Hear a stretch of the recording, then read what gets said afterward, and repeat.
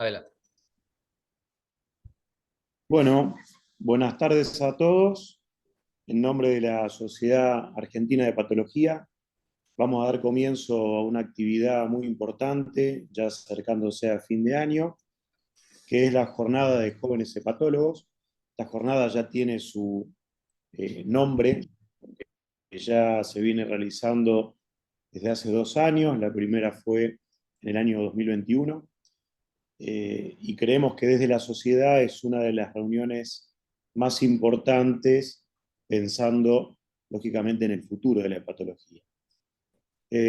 Cuando estuvimos en el último congreso hace poquitos meses, la última sesión del congreso fue casualmente sobre el futuro de la hepatología y fue una sesión que a todos nos dejó con un sabor amargo, con un poco de pesimismo, porque se vieron algunos aspectos ligados al futuro de la hepatología con un futuro, un horizonte medio gris.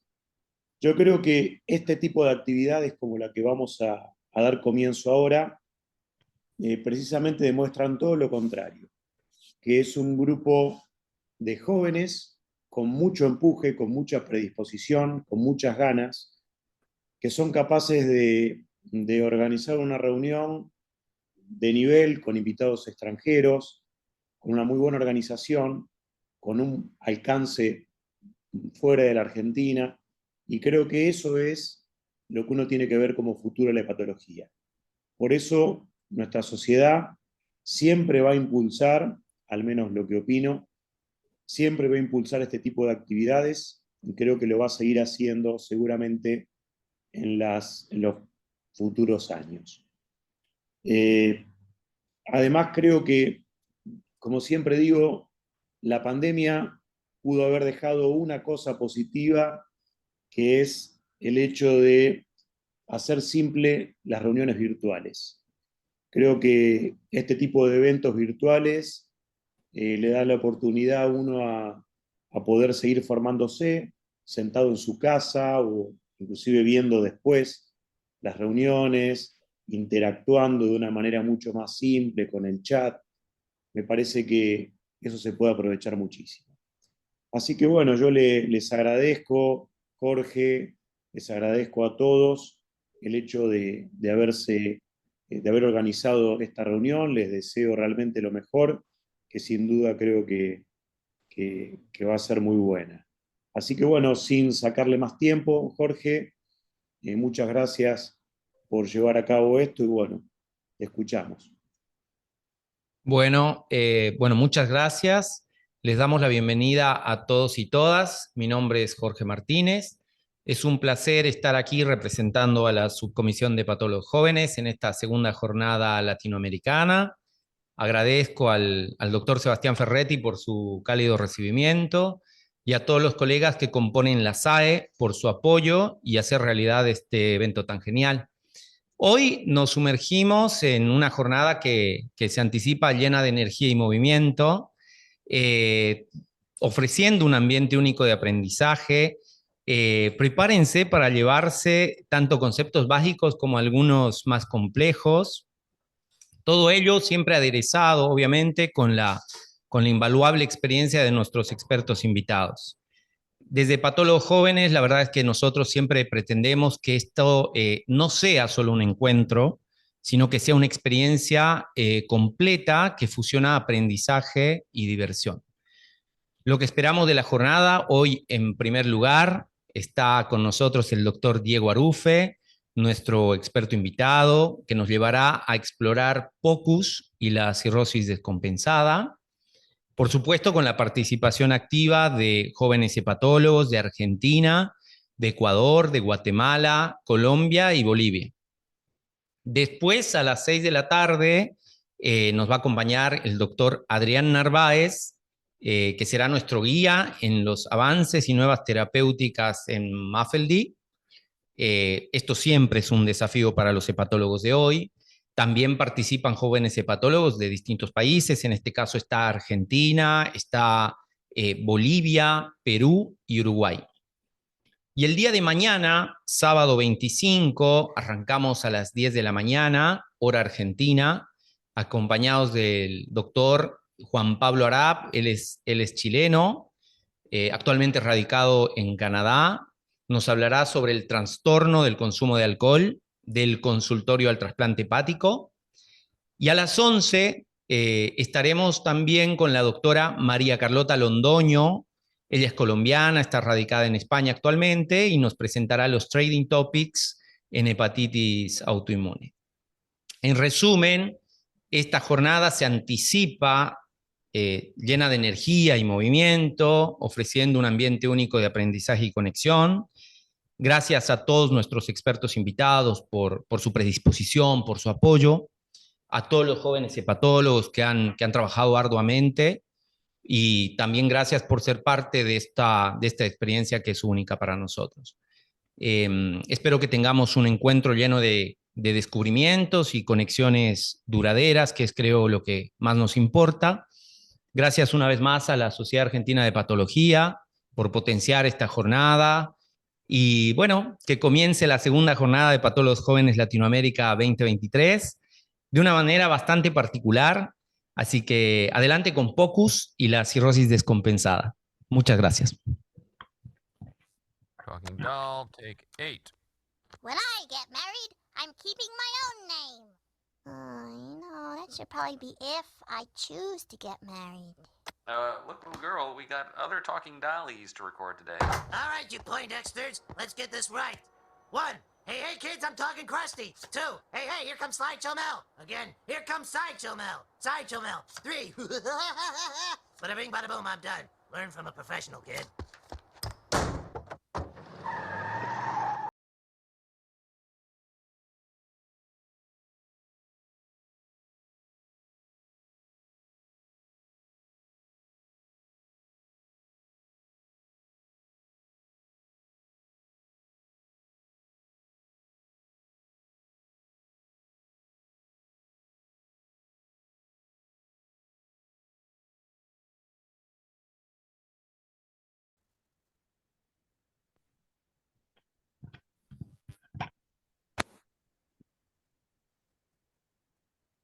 Hola, buenas tardes a todos.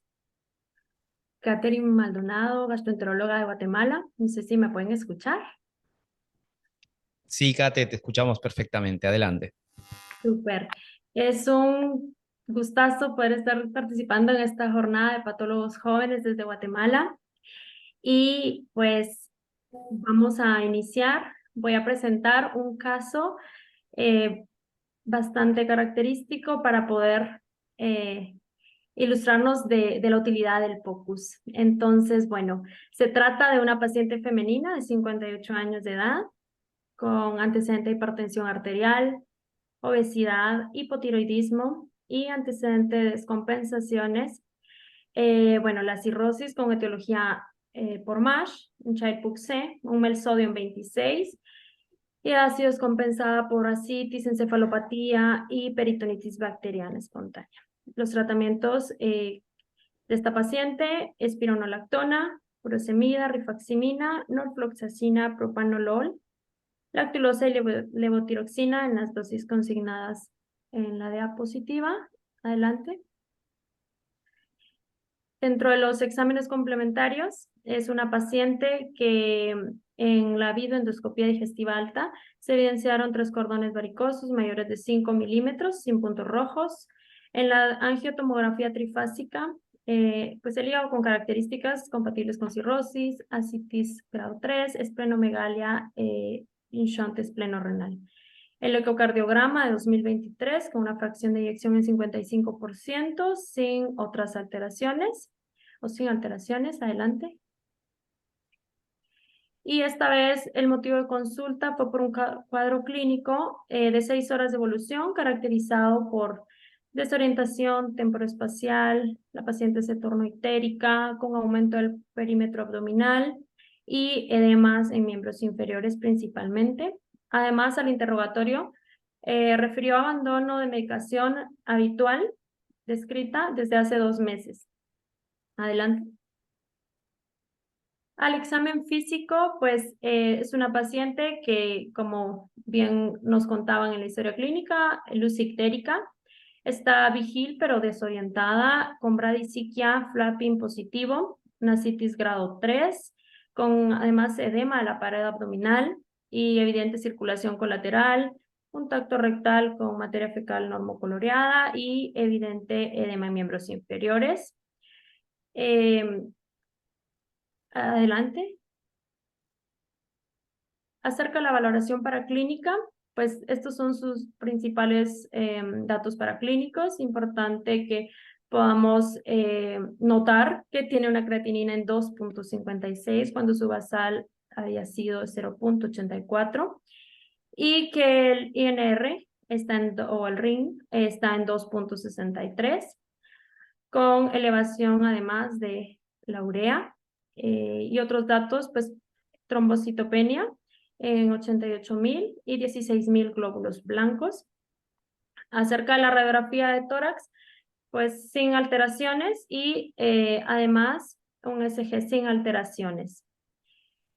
Pues evidentemente estamos ante una paciente con un ACLF2, un AKI 3 y bueno, adelante. Ahora, ante este caso, que es muy característico, una cirrosis descompensada, nos encantaría pues, conocer la opinión del doctor Arufe y con esto darle la bienvenida para que pueda compartirnos su conocimiento sobre POCUS. Bienvenido, doctor Arufe. Bueno, muy buenas tardes a todos. Muchas gracias por la invitación y por poner darle luz un poco a este tema del POCUS que viene como con mucho empuje desde otras especialidades sobre todo, y bueno, desde la patología estamos tratando de también darle un lugar que creo que lo tiene. Voy a compartir mi pantalla.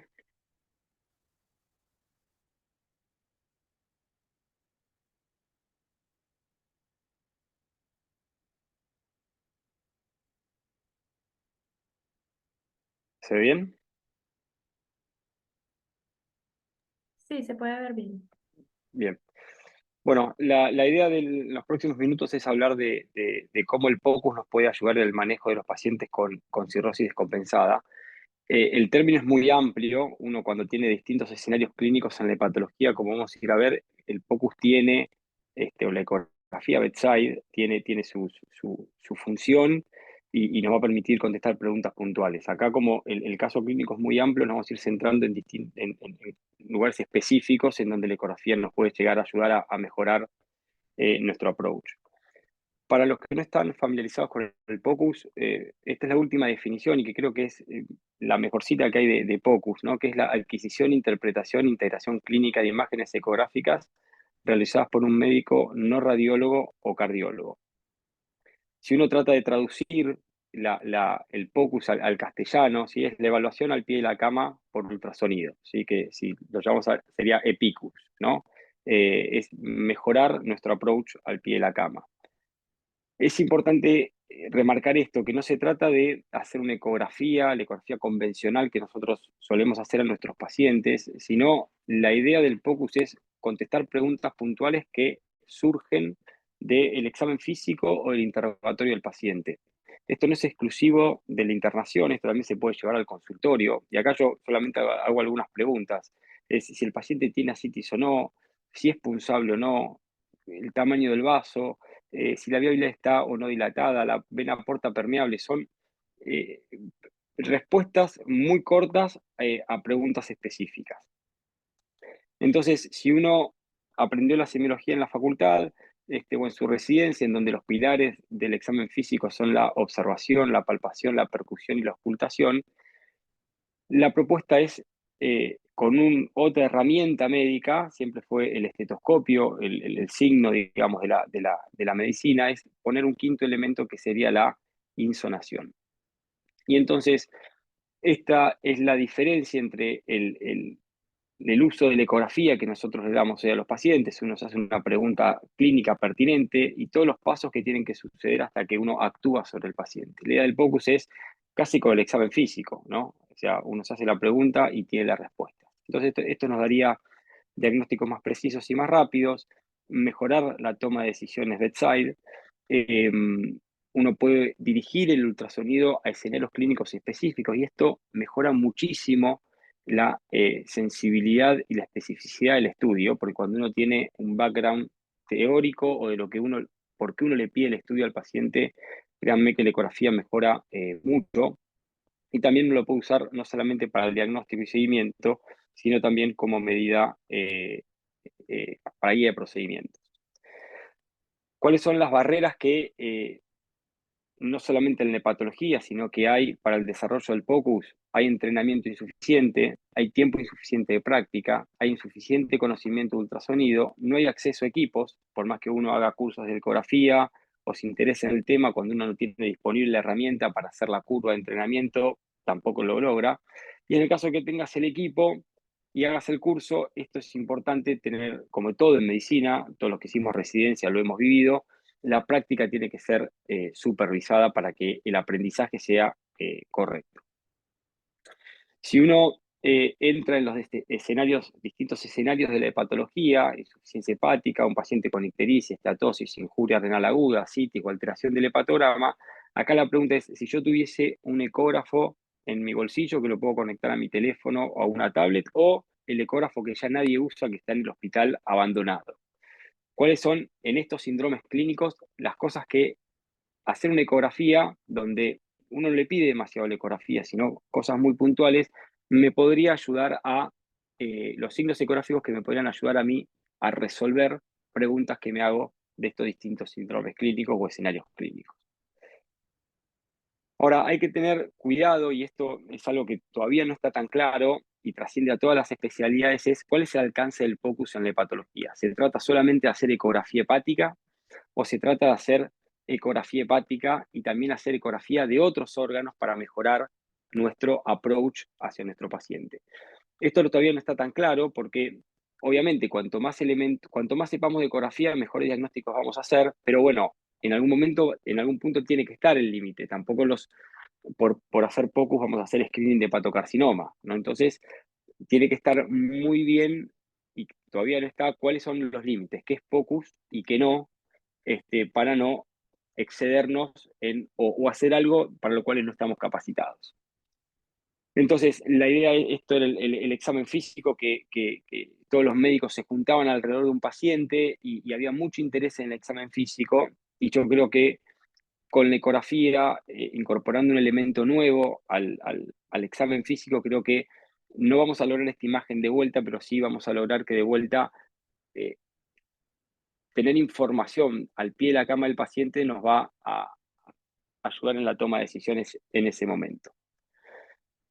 Yendo al caso clínico, ustedes saben bien, esta es la historia natural de los pacientes con cirrosis, en donde están los factores de riesgo para tener hepatopatía crónica, la fibrosis va progresando, a la medida que progresa la fibrosis, aumenta la presión portal, y esto se condice claramente con los eventos clínicos. A medida que va subiendo la presión portal, sabemos que la hipertensión portal clínicamente significativa está definido por más de 10 milímetros de mercurio, en donde ya aparece el riesgo de descompensaciones, hemorragia digestiva, ascitis, encefalopatía, ictericia y finalmente la disfunción circulatoria. Vamos a la historia natural de este paciente. Nuestro paciente es un paciente que ya está descompensado, que tiene ascitis, que tiene encefalopatía y que tenía antecedentes de tener una peritonitis bacteriana espontánea. Y ahora tiene un evento agudo, sí, que esto es muy clásico.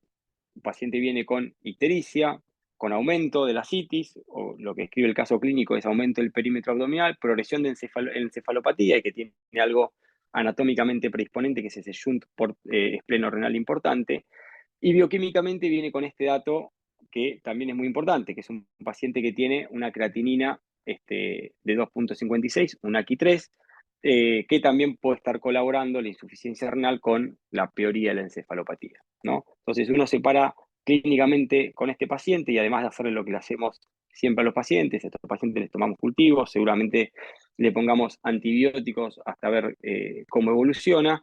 Pero bueno, la pregunta es, si nosotros tuviésemos un ecógrafo y hiciésemos POCUS, que esto que es lo que nosotros hacemos en nuestro servicio, en la práctica diaria, nosotros tenemos un ecógrafo disponible, entonces, ¿cuáles son las preguntas que uno quisiera descartar, que son las cosas obvias que uno tiene que descartar? También que es un paciente que sabemos que tiene cirrosis, o sea que la ictericia sería disfunción hepatocelular y es la historia natural, pero sí o sí tenemos que saber que la vía biliar no esté dilatada, sí o sí tenemos que saber que la vena porta no esté permeable, que esté permeable, perdón, porque estos pacientes pueden hacer trombosis de la porta y si es un paciente que está en carrera para el trasplante es algo relevante para saber y puede ser un causante de la descompensación. Y en lo que nos vamos a centrar, en el caso clínico, fundamentalmente va a ser en tratar de armar un algoritmo de cómo podemos mejorar el approach, de cómo es el estatus de volumen del paciente para mejorar la respuesta a los tratamientos en relación a la injuria renal aguda. Entonces, volviendo a lo que les comentaba antes, tenemos un paciente que en la observación encontramos que es un paciente clínicamente con ictericia, con encefalopatía clínica, con ictericia. Cuando uno evalúa un paciente con respecto de la volemia, bueno, busca signos de deshidratación y esto en los cirróticos es muy difícil, porque los pacientes con cirrosis pueden tener hipovolemia efectiva, pero no tienen signos de deshidratación clínicos evidentes. Son pacientes con, ustedes saben, con mucha citis, entonces esta valoración clínica de observación es bastante difícil. A la palpación podemos ver que tiene más ascitis y a la percusión lo mismo, pero bueno, el examen físico queda corto, sí desde lo sindromático, pues es un paciente con ictericia, encefalopatía, pero no a encontrar la causa que lo lleva a esto. Entonces, la propuesta es, bueno, ¿qué haríamos o qué nos aportaría tener un ecógrafo y saber hacer ecografía para contestarnos estas preguntas clínicas? Entonces, le hicimos la ecografía, vimos que la vía biliar está permeable, vimos que la vena porta está permeable y que en este cuadro, siempre cuando uno encuentra cosas normales, uno las desestima, pero es un montón saber que estas dos cosas están bien, ¿sí? Vena porta permeable y vía biliar permeable. Entonces, en lo que voy a tratar de desarrollar más en el transcurso de los próximos minutos es cómo podemos establecer o qué elementos tenemos dentro del POCUS para establecer la volemia o la precarga del paciente. Sabemos que cuando un paciente cirrótico tiene injuria renal aguda, varias pueden ser las causas, ¿no? La hipovolemia es una de ellas y los pacientes con cirrosis están expuestos a tener hipoperfusión renal porque son pacientes que están con diuréticos, que les estamos dando el Actulón y eso hace que tengan muchas catarsis y eso hace perder agua libre. La encefalopatía no permite que ingieran la cantidad de líquido, por más que tengan sed, no lo sienten, entonces no ingieren la cantidad de líquido necesaria, y ni hablar si hay una intercurrencia de hemorragia digestiva. Las infecciones sabemos que pueden generar, como en cualquier sepsis, daño directo del parénquima renal, fármacos, medios de contraste y después otras cosas de las que vamos a hablar a continuación, que por ahí están medias olvidadas y que a veces pueden destrabar un caso, que son los pacientes con ascitis a tensión y síndrome de hipertensión intraabdominal o pacientes con congestión venosa. Esta es la definición de AKI, la sabemos todos muy bien, y hay una subdivisión de los pacientes con AKI tipo 1, en donde los pacientes con AKI 1A y 1B, esto se divide de acuerdo a la creatinina, si tienen menos de 1.5 de creatinina es un AKI 1A, y si tienen más de 1.5 de creatinina es un AKI 1B, y esto está en la literatura y uno también lo ve en la práctica clínica, cuando si bien los pacientes tienen un AKI 1, habitualmente con los pacientes reponiéndole volumen, con albúmina o incluso con cristaloides, los pacientes suelen mejorar, ¿no? Y acá esta definición estuvo validada por este estudio, en donde fíjense que los pacientes que tenían AKI 1A, la gran mayoría eran una situación prerrenal por hipovolemia, en la cual los pacientes revertían el cuadro rápidamente después de la infusión con volumen. O sea que esos pacientes que tienen AKI 1 serían relativamente sencillos, sobre todo los que son AKI 1A, que son pacientes que habitualmente responden a la reposición, a la suspensión de los diuréticos, la retirada del nefrotóxico y el aporte de fluidos, ya sea cristaloides o albúmina. Los pacientes con AKI 1B son de más cuidado, que tienen más de 1.5 de creatinina, la hipovolemia está presente, pero no es tan frecuente como en los pacientes que tienen una creatina menor a 1.5. Entonces, siguiendo este algoritmo del Club de la Citis, la idea es ver en qué momento el POCUS de todo este algoritmo nos puede llegar a ayudar a cuadrar mejor a nuestro paciente para hacer una terapéutica un poco más dirigida y no la receta de cocina que estamos usando hoy, que es a todos los pacientes lo mismo, y nos damos cuenta que en la práctica clínica esto nos hace un poco de ruido. Es lo que está escrito y nadie les va a decir nada si uno hace esto, pero creo que hoy en la medicina de precisión eh, podemos ir un poquito más allá. Y de los estudios clínicos, hay algunas alarmas que se están prendiendo respecto de eso. Fíjense, este es un estudio que conocido por todos, es el estudio CONFIRM, en donde se evaluó la terlipresina para el tratamiento de síndrome hepatorrenal. Y si bien el resultado del estudio fue positivo, la reversión del síndrome hepatorrenal con terlipresina fue mejor que con el placebo. Fíjense que uno de los efectos adversos en la rama terlipresina,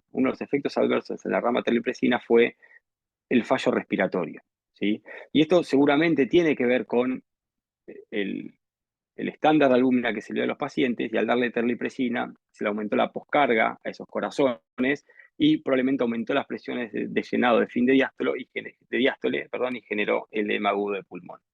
Y también el mismo efecto adverso lo vimos en el estudio ATTIRE, que es un estudio en donde la población es de cirrosis descompensada, en donde se administró albúmina al 20% y se lo llevó a los pacientes una albúmina de hasta 3 gramos decilitro, y el principal efecto adverso, o más temido o que amenazó la vida de los pacientes, vuelve a ser el edema agudo de pulmón y la sobrecarga hídrica. O sea que acá hay algo que tenemos que empezar a medir a los pacientes y no hacerle a todos todo. En la gran mayoría de los pacientes la albúmina es muy buena, pero hay un subgrupo de pacientes que podemos estar haciéndoles daño.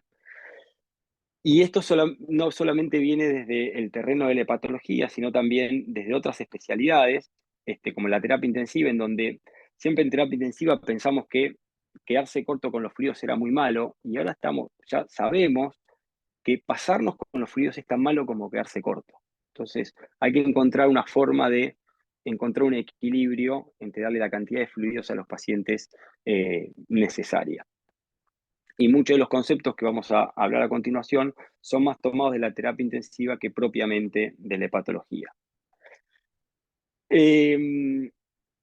La cirrosis descompensada desde el punto de vista fisiopatológico es algo bastante complejo, que está recontra simplificado en este algoritmo, pero la verdad que es algo muy complejo, en donde para hacer un diagrama lo que sucede primero es el aumento de las resistencias intrahepáticas, eso genera hipertensión portal, aumento del flujo esplácnico, y eso termina generando la circulación hiperdinámica, que lo que genera es hipervolemia, retención de sodio y agua y un aumento del gasto cardíaco. O sea que característicamente la hemodinamia de los pacientes con cirrosis son gastos cardíacos altos y resistencias sistémicas más bien bajas. ¿Bien? Y esta fisiopatología de la cirrosis descompensada cada vez está poniendo al corazón en el centro de la escena. Parecía algo que era algo secundario, pero la miocardiopatía del cirrótico cada vez está haciendo o teniendo un rol más importante, y la vamos a tener que empezar a medir para tener mejor información. Esto no es que se sabe ahora, sino que se sabe hace mucho tiempo. Este es un estudio bastante importante de Ruiz del Árbol, de Pathology, en 2005, en donde fíjense que acá dividen a los pacientes en dos grupos: en los pacientes que no desarrollan insuficiencia renal versus el grupo B, que es el grupo que desarrolla insuficiencia renal. Y lo que se ve en estos pacientes es el descenso. Los pacientes que desarrollan insuficiencia renal son los pacientes que desciende el gasto cardíaco. Bien, y fíjense que el número de 6 no es un gasto cardíaco bajo, no son pacientes que tienen un gasto cardíaco menor a 3. No, son pacientes que tienen un gasto cardíaco que sigue siendo normal a elevado, pero a pesar de eso, si uno lo compara con los pacientes que no desarrollan gasto cardíaco, hay un descenso relativo. La miocardiopatía del cirrótico se está definiendo y se está redefiniendo en el último tiempo, y los criterios diagnósticos son criterios fundamentalmente ecocardiográficos. Y esto no lo voy a nombrar muy por arriba, pero solamente lo voy a nombrar porque después les voy a mostrar trabajos relacionados a lo que es insuficiencia renal y ACLF, que son pacientes orientados más que nada a la terapia intensiva, pero estos dos parámetros de cómo medimos la función sistólica del corazón por ecocardiograma y cómo medimos la función diastólica, van a ser los parámetros, o lo que se está empezando a escribir ahora, que van a ser los parámetros que vamos a tener que tener en cuenta para definir mejor a nuestros pacientes, ¿sí? Básicamente lo que se hace es, en cuanto a la función sistólica, se mide la fracción de eyección, menor a 50%, se denomina que tiene una fracción de eyección disminuida, y un software especial de ecocardiograma, que es el STRAIN, mide, si es menos de 16%, también es insuficiencia sistólica. Y para insuficiencia diastólica, dos de todos estos parámetros, los 5 parámetros, son los que hacen diagnóstico de miocardiopatía del cirrótico. Y claro, cuando uno evalúa la injuria renal aguda, entramos en esta complejidad, ¿no? En donde está el hígado por un lado, el riñón por el otro y el corazón por el otro, y todo termina uniéndose en algún punto o tocándose en algún punto. Entonces algunos ya están hablando de que en un subgrupo de pacientes con injuria renal del cirrótico puede haber un síndrome cardiorrenal por insuficiencia cardíaca que aumenta las presiones de fin de diástole y genera disminución o sea, congestión venosa renal, y que eso podría perpetuar o empeorar la evolución de los pacientes. Entonces, en las próximas diapositivas vamos a hablar de esto. Lo que van a ver en el renglón de arriba es el approach estándar, ¿sí? De los pacientes con AKI y cirrosis, en donde uno hace una resucitación por 48 horas de un gramo kilo de albúmina, y de acuerdo a la respuesta, renal, hepatorrenal o de repente NTA, y si no responde a ese tratamiento le da vasoconstrictores. Esto es lo estándar y lo que está avalado, y está perfecto que se haga así, porque es lo que está escrito y por ahora es lo que hay que hacer. Ahora, la propuesta, y sobre todo de la nefrología, viene mucho esto, en donde hacer un paso antes que darle volumen, y tratar de, antes de darle volumen a los pacientes, tratar de clasificarlos, en donde un approach analítico, ¿no? En donde hay cirrosis, injuria renal, pero antes de darle volumen, tratar de clasificarlo de acuerdo a algunos parámetros ecográficos que ahora vamos a nombrar, y en función de eso ver cómo está nuestro paciente. Si pensamos que estaba desprecargado, darle volumen, pero antes de pasar al siguiente paso, reevaluarlo con la ecografía, ¿sí? Porque les voy a mostrar trabajos en donde hicieron esta reevaluación y en algunos pacientes cambió la conducta, y en vez de pasar directamente a los vasoconstrictores, se le hizo otro challenge de fluidos y los pacientes de repente no requirieron vasopresores. Entonces, este es un poco el algoritmo que vamos a desarrollar. Paciente con AKI y con cirrosis, vamos a hablar muy rápidamente de qué hacer, o sea, cómo hacer ecografía renal, descartar cosas muy rápidas del riñón, evaluar los pacientes que pueden llegar a tener ascitis, atención e hipertensión intraabdominal, que se pueden llegar a beneficiar de una paracentesis no evacuadora, pero sí que baje la presión intraabdominal, y después valorar fundamentalmente la volemia.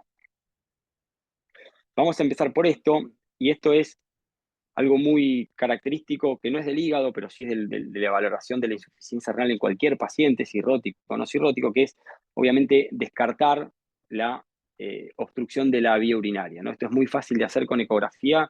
Uno mira la vejiga, ve la vejiga que no esté llena. Si hasta los pacientes con sonda vesical es de buena práctica mirarlos, a ver si la sonda está obstruida o qué. Es algo muy sencillo de hacer. ¿Sí? Entonces empezamos por abajo, por la vejiga, y después, esto es un corte que se hace, un corte transversal de la vejiga, y se ve la vejiga, es muy fácil de encontrar. Y después vamos a ver los riñones, ¿sí? Y los riñones, ustedes vieron que en la última revisión de la doctora García Sago, y aumentando, o esto un poco lo que va a ver Adrián Narváez la clase que viene, pero cada vez estamos viendo pacientes con cirrosis y que vienen de una historia de síndrome metabólico, diabetes. Entonces la insuficiencia renal crónica es algo que cada vez lo vamos a ver más en este escenario clínico. Entonces, hacer una valoración de los riñones y ver el tamaño renal y el espesor del parénquima renal es algo que nos va a permitir saber si el paciente tiene o no tiene ya un daño renal crónico previo, que se agrega un insulto agudo en nuestro paciente. Estos son los grados de dilatación pilocalicial, algunos ejemplos ecográficos. en la línea de arriba, y en la línea de abajo ustedes ven cómo en riñones que ya son crónicamente enfermos, como el parénquima renal se va adelgazando y el seno renal se va haciendo cada vez más ecogénico y va tomando casi todo el parénquima renal, ¿sí? Seguimos con la hipertensión intraabdominal, y esto es algo que está bastante, no sé si lo tenemos muy en cuenta a la hora de valorar un paciente con cirrosis e insuficiencia renal, sobre todo en aquellos pacientes que tengan ascitis a tensión. Uno sabe que no, digamos, a nadie se le ocurriría hacer una punción evacuadora, una paracentesis evacuadora en estos pacientes, pero sí está bien establecido que los pacientes que tienen un síndrome compartimental abdominal sufren muchas alteraciones hemodinámicas, y una de ellas es la compresión venosa, ¿no? Como en cualquier síndrome compartimental, ya sea en miembros periféricos, y en el abdomen pasa lo mismo. Lo que termina sucediendo es que disminuye mucho el retorno venoso al corazón derecho. Esto hace que baje francamente el gasto cardíaco, y a nivel renal lo que termina produciendo es compresión de la vena renal, ¿no? Compresión de la vena renal. En este estudio lo que hicieron fue valorar o evaluar qué es lo que sucede. Eran pacientes con ascitis a tensión, con insuficiencia renal o con diagnóstico de síndrome paternal, a las cuales se les hizo una paracentesis. Y fíjense, antes y después de la paracentesis, cómo la perfusión renal, y esto es por descompresión venosa, mejoró francamente luego de la paracentesis. Ahora, ¿cómo podemos valorar ecográficamente si este paciente tiene o no tiene compromiso de la vena renal? Y lo que podemos hacer es hacer un Doppler de la vena renal, en donde vamos a ver los distintos patrones, ¿sí? El patrón continuo, el patrón pulsátil, y lo más severo es el patrón monofásico, que esto se asocia mucho con la presión intraabdominal o con la presión en la aurícula derecha, y de esta forma valorar si el componente, digamos, de hipertensión intraabdominal puede estar jugando un rol o no en nuestro paciente. Este estudio no es en humanos, pero es en ratas, en donde se creó un modelo de síndrome patorrenal, y se le hizo dos modelos, síndrome patorrenal y síndrome de hipertensión intraabdominal. Y fíjense cómo, a medida que fue aumentando la presión intraabdominal en los distintos estadios, fue aumentando la congestión venosa. Acá les muestro un ejemplo, ¿sí? Un paciente, el ejemplo a la izquierda, como el pulso venoso es discontinuo, y acá el pulso venoso, que se ve por debajo de la línea base, es un pulso venoso continuo. Bueno, y seguimos ya entrando en la parte final de nuestro abordaje. El ecocardiograma es muy importante. Y después, acá de vuelta, ¿no? La discusión de hasta dónde vamos a llegar los hepatólogos haciendo la ecografía. ¿Tenemos que hacer ecocardiografía? Bueno, el tiempo lo dirá. Pero acá les quiero mostrar dos conceptos que son importantes, creo, a la hora de reanimar a cualquier paciente: la diferencia entre respuesta a fluidos y tolerancia a fluidos, ¿sí? Una cosa es la respuesta a fluidos, que es un aumento del gasto cardíaco mayor al 10%, luego un desafío de volumen. A un paciente que uno le da fluidos y aumenta más del 10% el gasto cardíaco, ese paciente es respondedor. No quiere decir que el líquido lo necesite, pero es respondedor. Y la tolerancia a fluidos es otra cosa. Es un paciente que tenemos que determinar si nosotros, dándole volumen, le vamos a hacer daño o no le vamos a hacer daño. Este es un estudio relativamente nuevo, en donde me llamó mucho la atención esto. Este es un estudio en donde se valoraron pacientes con diagnóstico de síndrome paternal y que se le hicieron mediciones hemodinámicas por catéter de Swan-Ganz, catéter derecho. Y fíjense esto que me pareció muy importante: el 62% de los pacientes tenían una PVC elevada. Y en aquellos pacientes que tenían PVC elevada, que este grupo de médicos le hizo, en vez de darle tratamiento vasoconstrictor, le dieron diuréticos, estos pacientes mejoraron la diuresis. Y acá ellos plantean la posibilidad de que esto no sea un síndrome cardiorrenal, ¿no? Donde los pacientes que tengan aumento de la congestión venosa, ya sea por aumento de la presión intraabdominal o aumento de las presiones de fin de diástole cardíacas, al nivel derecho, pueda estar jugando un rol en el desarrollo de la insuficiencia renal en los pacientes con cirrosis. Entonces, ecográficamente vamos a hacer esto. Vamos a valorar el diámetro de la vena cava inferior y eventualmente de la vena yugular, valorar signo de congestión pulmonar, y esto es para no pasarnos con el líquido y tratar de evitar que tengamos el edema agudo de pulmón que vimos en varios trabajos, como les mostré, y algo de Doppler de vena renal que ya les estoy hablando algo. La vena cava inferior es algo que es bastante tentador y es algo bastante sencillo de aprender. En los cirróticos tiene su truco, porque recuerden que los pacientes con cirrosis tienen el caudado, muchos tienen el caudado muy grande y a veces puede comprimir la vena cava inferior y la valoración no ser tan precisa como en población no cirrótica. Aproximadamente en los trabajos entre un 18 y 20% de los pacientes no se logra obtener una buena imagen de la vena cava inferior. Pero bueno, en la gran mayoría lo vamos a obtener. Acá les muestro un video en donde ecográficamente se coloca el transductor en sentido transversal primero, en el epigastrio, obteniendo una imagen transversal de la vena cava inferior, y luego se hace un giro del transductor en sentido de las agujas del reloj, 90 grados, y aquí obtenemos la vena cava entrando en la vena cava inferior entrando en la aurícula derecha, y la vena que vemos que desde el parénquima hepático entra en la vena cava es la suprahepática derecha, ¿sí? Esta es la técnica con la cual podemos encontrar la vena cava inferior. Hay un índice que se mide frecuentemente, que es el índice de colapsabilidad, ¿sí? Que es el diámetro máximo de la vena cava menos el diámetro mínimo sobre el diámetro máximo por 100. Se los nombro porque aparece en distintos artículos como un parámetro a determinar. Convencionalmente, si el paciente tiene una vena cava menor a 2 centímetros o un colapso inspiratorio mayor al 50%, esto se traduce en que la PVC es menor a 10, y si tiene una vena cava mayor a 2 y un colapso inspiratorio menor al 50%, quiere decir que la PVC puede ser mayor a 10. ¿Sí? Esto para hacerlo dicotómico y bien esquemático. En el territorio de lo que es síndrome hepatorrenal o injuria renal aguda y cirrosis, hay 2 trabajos que evaluaron la vena cava inferior en este escenario clínico. Uno es el del doctor Juan Carlos Vélez.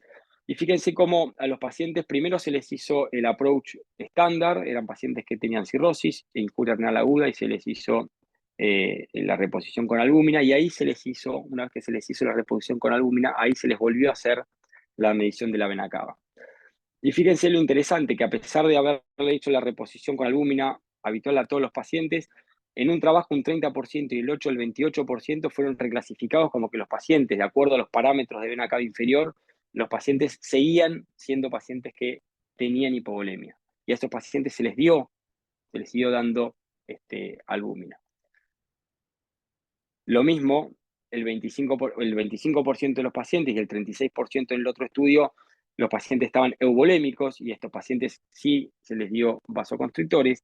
Y hay un subgrupo de pacientes, el 45% en uno y el 21% en otro, a los cuales se les dio diuréticos directamente, o sea, se los clasificó como pacientes hipervolémicos, y se les dio diuréticos cambiando la conducta clínica de los pacientes. En definitiva, fíjense acá en la primera columna, en donde dice outcomes, los pacientes mejoraron cambiando, digamos, la interpretación de los pacientes, habiéndole hecho POCUS. En un estudio cambió el 30% de los pacientes la conducta y en el otro el 23% de los pacientes. Una alternativa es, en vez de hacer una valoración de la vena cava inferior, es hacerle una valoración de la vena yugular interna, que les digo que es muy sencillo de hacer, incluso más sencillo de la vena cava inferior. Y esto lo demostraron unos médicos de México, que son nefrólogos, y compararon la correlación con la medición de la presión venosa central en pacientes cirróticos, vena cava inferior, vena yugular y presión venosa central, y lo que ellos encontraron que la medición anteroposterior de la vena yugular interna, valorada con la cabecera a 30 grados, predecía mejor la presión venosa central que la vena cava inferior. Y también encontraron que el 18% de los pacientes no encontraron o no pudieron determinar o tener una buena ventana para hacer la vena cava inferior. O sea que la vena yugular pareciera ser que puede ser un buen parámetro. Repito, no para predecir respuesta a fluidos, sino para predecir presión venosa central. El otro punto importante para no hacer daño es la ecografía pulmonar, que acá voy a pasar muy rápido. Esto es, muchos de ustedes por ahí pueden estar pensando, nunca en mi vida hubiese imaginado hacer ecografía pulmonar, y la ecografía pulmonar es algo que hasta los neumonólogos lo están usando mucho para determinar fibrosis pulmonar o el síndrome intersticial pulmonar, que se dice por ecografía. Hay distintas formas de abordaje. Esta es una forma en donde se divide a cada hemitórax en 4 cuadrantes y se lo evalúa sistemáticamente. Y hay que buscar 3 cosas que son muy sencillas: la línea pleural y el deslizamiento pleural, que es el sliding pleural, y las líneas A.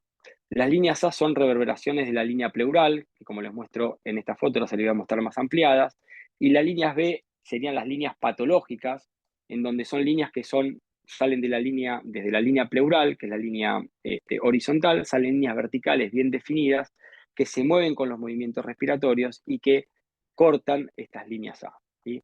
Básicamente son estas. Las líneas A sería el pulmón normal, y las líneas B serían el pulmón patológico, sobrecargado o fibrosis pulmonar. No son específicas de un síndrome clínico, pero sí sabemos que el intersticio pulmonar, y en este contexto clínico, puede estar ya con más líquido de lo que uno quisiera.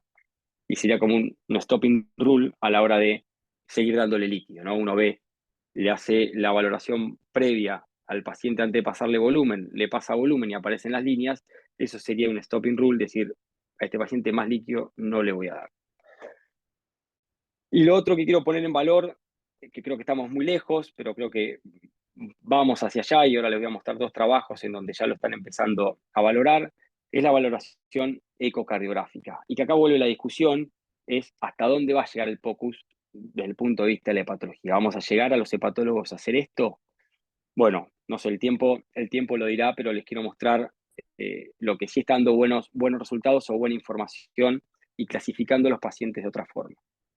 Este es un trabajo que salió muy recientemente, en donde evaluaron con ecocardiografía a aquellos pacientes con AKI, síndrome hepatorenal, y fíjense que vuelve a estar la miocardiopatía cirrótica en el centro de la escena, y lo que ellos pudieron determinar es que una reducción del gasto cardíaco, o sea, del índice cardíaco medido por ecocardiografía a las 72 horas del ingreso, fue un predictor de no respuesta. Y si recuerdan el artículo que yo les había mostrado de Ruiz del Árbol al principio, en donde el gasto cardíaco era un marcador del desarrollo de insuficiencia renal, bueno, ahora por ecocardiograma están reproduciendo los mismos resultados. Y el descenso del gasto cardíaco, del índice cardíaco, desde el ingreso a las 72 horas sería un predictor independiente de no respuesta a la terlipresina, y la miocardiopatía del cirrótico per se un predictor de mortalidad en el síndrome clínico AKI, síndrome hepatorenal. Ya terminando, este último trabajo les quiero mostrar en relación a esto. Este es un trabajo que salió ahora muy recientemente también, en el 2023, es un estudio prospectivo en donde se evaluó un paciente parecido al nuestro, población de ACLF más sepsis severa definida por menos de 65 milímetros de mercurio. Estos fueron los focos infecciosos: peritonitis bacteriana espontánea, neumonía, ITU en el 8.3% de los pacientes, y a todos los pacientes se les hizo de admisión, de ingreso, un POCUS. Y se les hizo ecocardiograma, en donde se midió la FEI, el volumen sistólico, el BTI del tracto de salida, el índice cardíaco y todos parámetros de disfunción diastólica. La onda, la relación E', la velocidad de prima propiamente dicha, el diámetro de la aurícula izquierda y la regurgitación tricuspidia. Se le midió el índice de congestión del pulmón, que es el el ultrasonido pulmonar y la vena cava inferior. Y esto se hizo a la admisión 24, 48 y 72 horas. Y fíjense los resultados. Entraron en el estudio en total 120 pacientes. El 52% de los pacientes reunían los criterios diagnósticos de la miocardiopatía del cirrótico. La mortalidad en los 90 días fue el 60%. Estos fueron la clasificación de acuerdo a la ACLF, la gran mayoría ACLF 3. Pero fíjense en estas tablas como los pacientes que el índice cardíaco a las 72 horas les bajó drásticamente, fueron los pacientes que tuvieron mayor mortalidad, lo mismo con el volumen sistólico, con el BTI, que también se relaciona, y acá la vena cava no fue un predictor de mortalidad. Y cuando uno evalúa de vuelta si la presencia o ausencia de miocardiopatía cirrótica con curvas ROC, fíjense que la presencia de miocardiopatía cirrótica fue un determinante importante de la mortalidad en estos pacientes. Y acá que dice LVDD, que es insuficiencia, o fallo diastólico del ventrículo izquierdo, también fue un determinante de mortalidad en estos pacientes. O sea que con esto les quiero mostrar que o nosotros, o empapar a los cardiólogos en esto, pero valorar la función cardíaca cada vez tiene más relevancia en el abordaje de estos pacientes. Entonces, a modo de resumen, y espero no haberme extendido mucho el tiempo, la utilización de la ecografía bedside nos va a ayudar rápidamente a descartar la obstrucción del tracto urinario, a evaluar el parénquima renal para ver si no hay enfermedad renal crónica, evaluar la volemia y fundamentalmente hago foco en la tolerancia, tratemos de no hacer daño, no sé si vamos a hacer algo muy bueno al paciente, pero por lo menos tratemos de no empeorar la situación del paciente. Vena cava inferior, vena yugular, valoremos la congestión pulmonar, estas dos cosas son sencillas por ecografía y son sencillas de aprender. El Doppler de la vena renal creo que es un POCUS 2, o sea, es más complejo de hacer, pero se puede hacer, y creo que está en agenda darle valor al monitoreo por ecocardiograma de la miocardiopatía del cirrótico, ya sea el diagnóstico o el seguimiento de los pacientes. Bueno, muchas gracias y estoy abierto a cualquier pregunta que quieran hacer. Bueno, muchas gracias, doctor. Excelente presentación. Tenemos algunas preguntas en el chat. La primera es del doctor Juan Bandi, quien pregunta, gran parte de los cirróticos están bajo betabloqueantes. ¿De qué manera influye esto en las determinaciones? Sin duda influye. No influye, a ver, en los pacientes con betabloqueantes, en la falla diastólica, en las mediciones ecocardiográficas de la falla diastólica no te influye mucho a la hora de hacer el ecocardio, sobre todo cuando haces Doppler tisular. Hasta incluso a veces, para lo que es la falla, la valoración de la relación EA, que es la forma que uno mide la falla diastólica, que los pacientes estén con betabloqueantes a veces te lo mejora porque al bajarte la frecuencia cardíaca te permite hacer mejores valoraciones. Obviamente que en estos pacientes con descompensados, por ejemplo, el paciente que se presenta en el caso clínico, uno en estos pacientes suspende los betabloqueantes porque aumentan la mortalidad en este escenario clínico, ¿no? Bien, muchas gracias. Después hay una pregunta del doctor Sebastián Marciano. Dice, si los hallazgos del POCUS se vuelcan a la historia clínica, ¿están regulados? ¿Puede haber conflicto al momento de implementarlo? Buena pregunta, Sebas. Sí, a ver, no hay todavía un ente que certifique quién hace POCUS y quién no. Eso es una cuenta pendiente. En Argentina no hay nada de eso. En Estados Unidos lo que te puedo decir que está regulado, que muchos de los equipos que se venden de POCUS, Butterfly, el que fuera, lo que tiene es un convenio con los hospitales en donde las imágenes quedan en el PACS del hospital.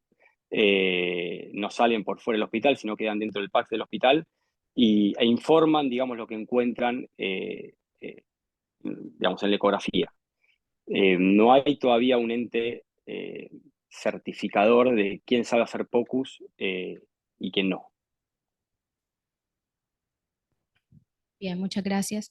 Después tenemos desde Colombia Pero, a la pará, doctora. pero perdón, yo creo que el punto acá es eh, quién está certificado que ausculta bien, ¿no? Acá entendemos que hay una especialidad que es ultrasonido y que hay especialistas en ultrasonido, entonces yo creo que el conflicto parte de ahí, teniendo gente que está de repente hiper ultra capacitada para hacer ecografía, ¿por qué no lo hace el que está ultra capacitado y lo voy a hacer yo, que no me formé o que no tengo la especialidad del ultrasonido?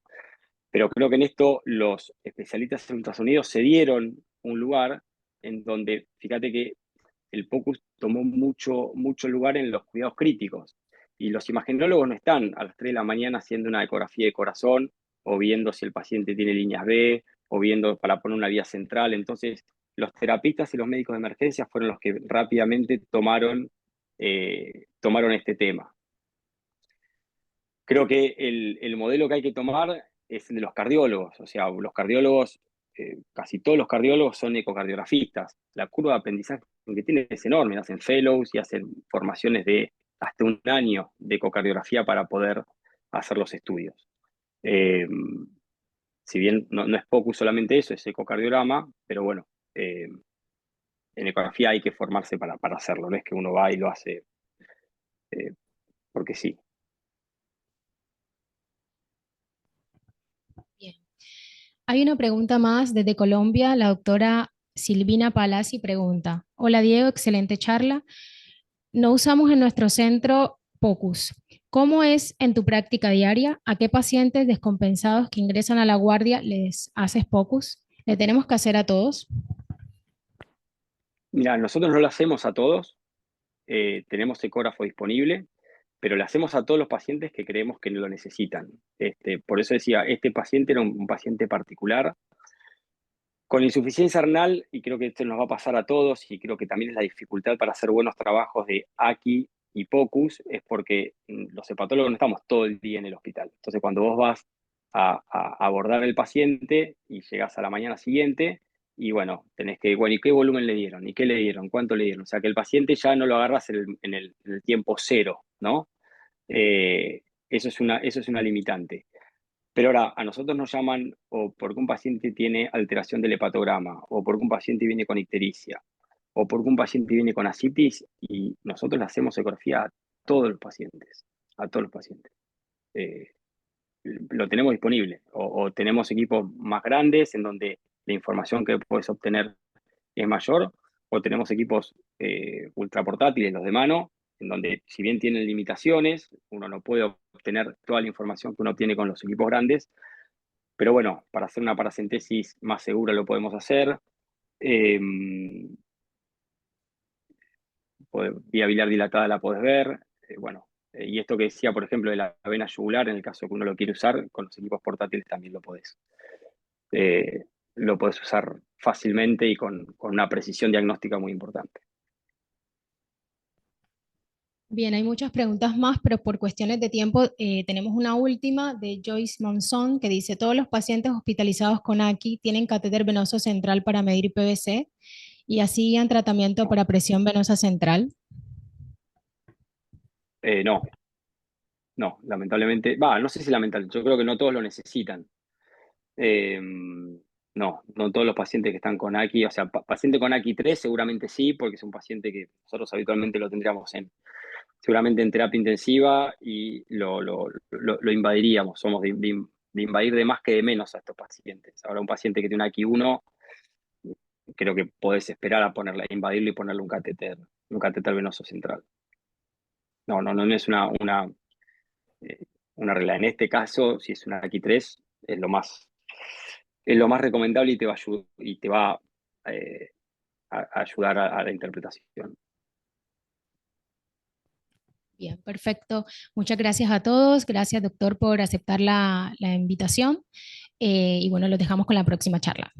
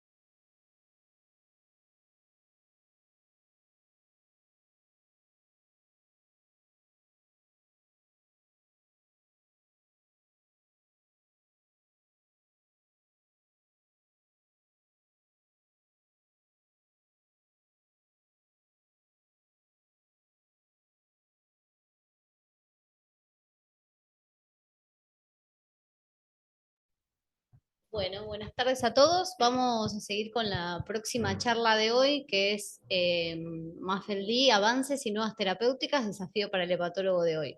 Como experto tenemos a Adrián Narváez, que está conectado. Esta actividad está a cargo de la subcomisión de hepatólogos jóvenes. Estoy yo y está Mariano Bonifacio de la SAE y hepatólogos jóvenes de Latinoamérica, tanto con la participación de Uruguay, de Perú y de Bolivia.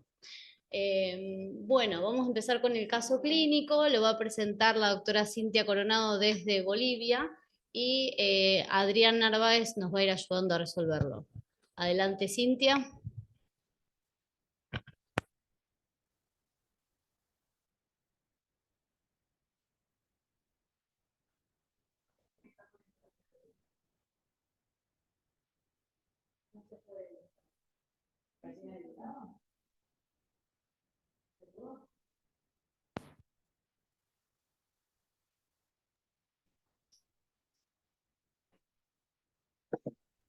Macarena, creo que no están pudiendo compartir. Macarena, creo que no Sí, yo te están paso las pudiendo diapositivas, sí, ahí está compartir. conectada. Macarena, creo que no Sí, yo te paso.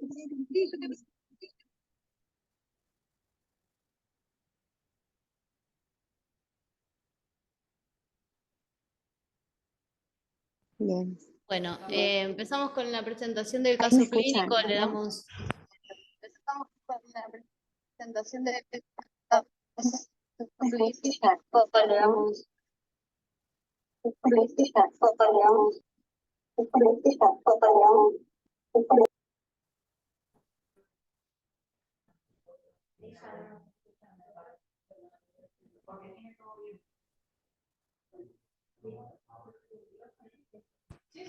Bueno, voy yo con la presentación, vemos si Cintia ahí puede solucionarlo, no hay problema.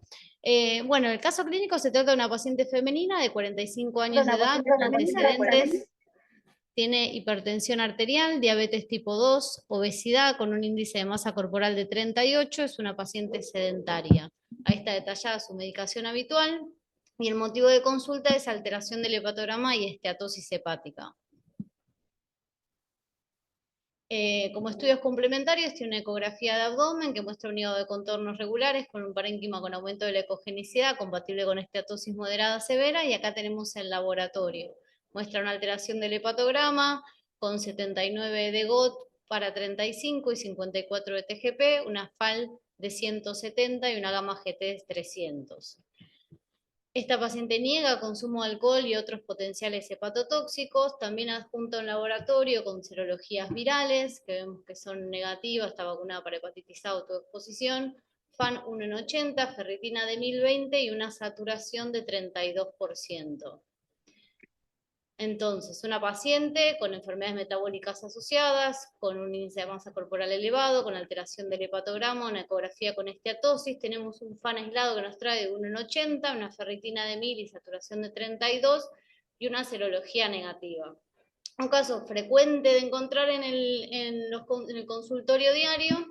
Y bueno, sabiendo que está Adri siempre a mano, voy a usar esta llave y lo voy a llamar a Adrián a ver qué piensa del caso y cuál cree que puede ser la mejor forma de encararlo. Adri, atendeme el teléfono.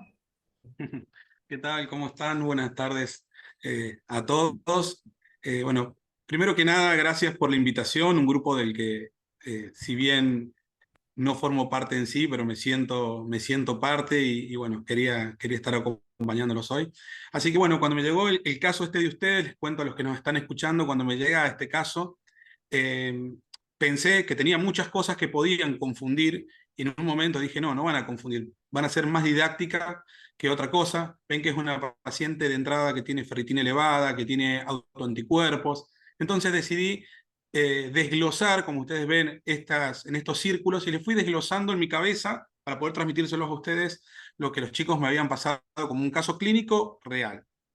Entonces, la siguiente, lo primero que cuando ellos me cuentan, me hablan de una paciente con hígado graso, ¿sí? Ahora después podemos discutir, si quieren, al final un poco la nueva nomenclatura, pero para que sea más fácil para todos, vamos a decir hígado graso, y principalmente una paciente con alteración del hepatograma. Y acá me quise detener porque muchas veces hay una confusión general que es tratar de pensar que los pacientes que tienen hígado graso, que tienen una alteración del hepatograma, son pacientes que sí o sí nos vamos a encontrar con que pueden tener esteatohepatitis o que pueden tener fibrosis o cirrosis. Y la realidad es que no. Podemos tener pacientes que tienen cirrosis por hígado graso con hepatograma normal, es decir, que la alteración del hepatograma como tal no predice la presencia de, o sea, de NASH o de MASH en la nueva terminología, ni el grado de fibrosis. Y puedo tener, por ejemplo, un paciente con hígado graso con un hepatograma normal. Entonces, me gustó dejarles esta frase final donde dice, una TGP normal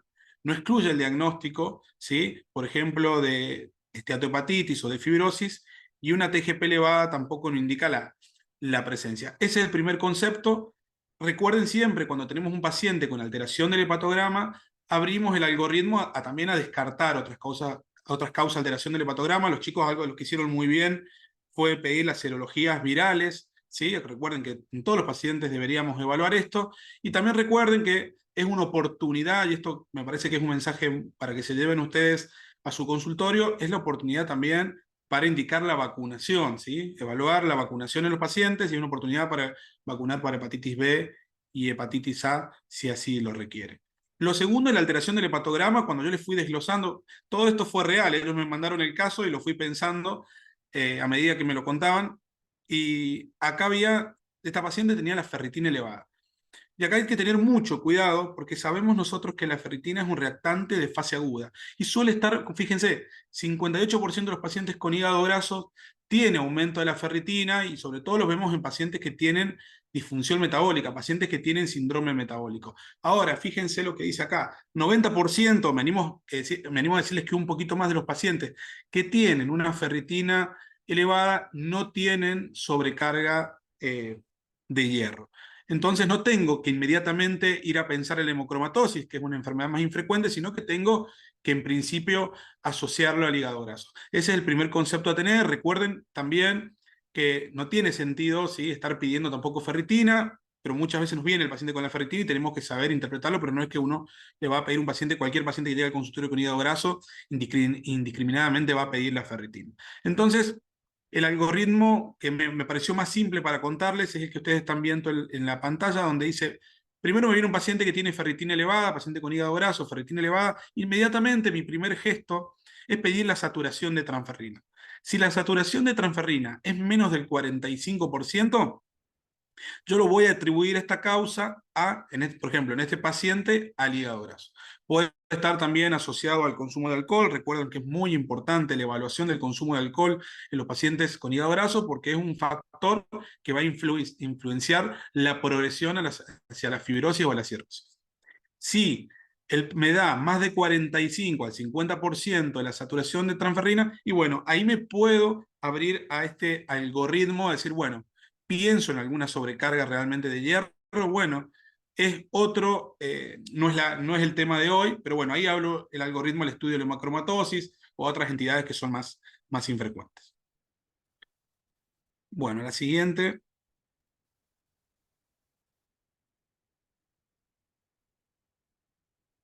Una antes, eso.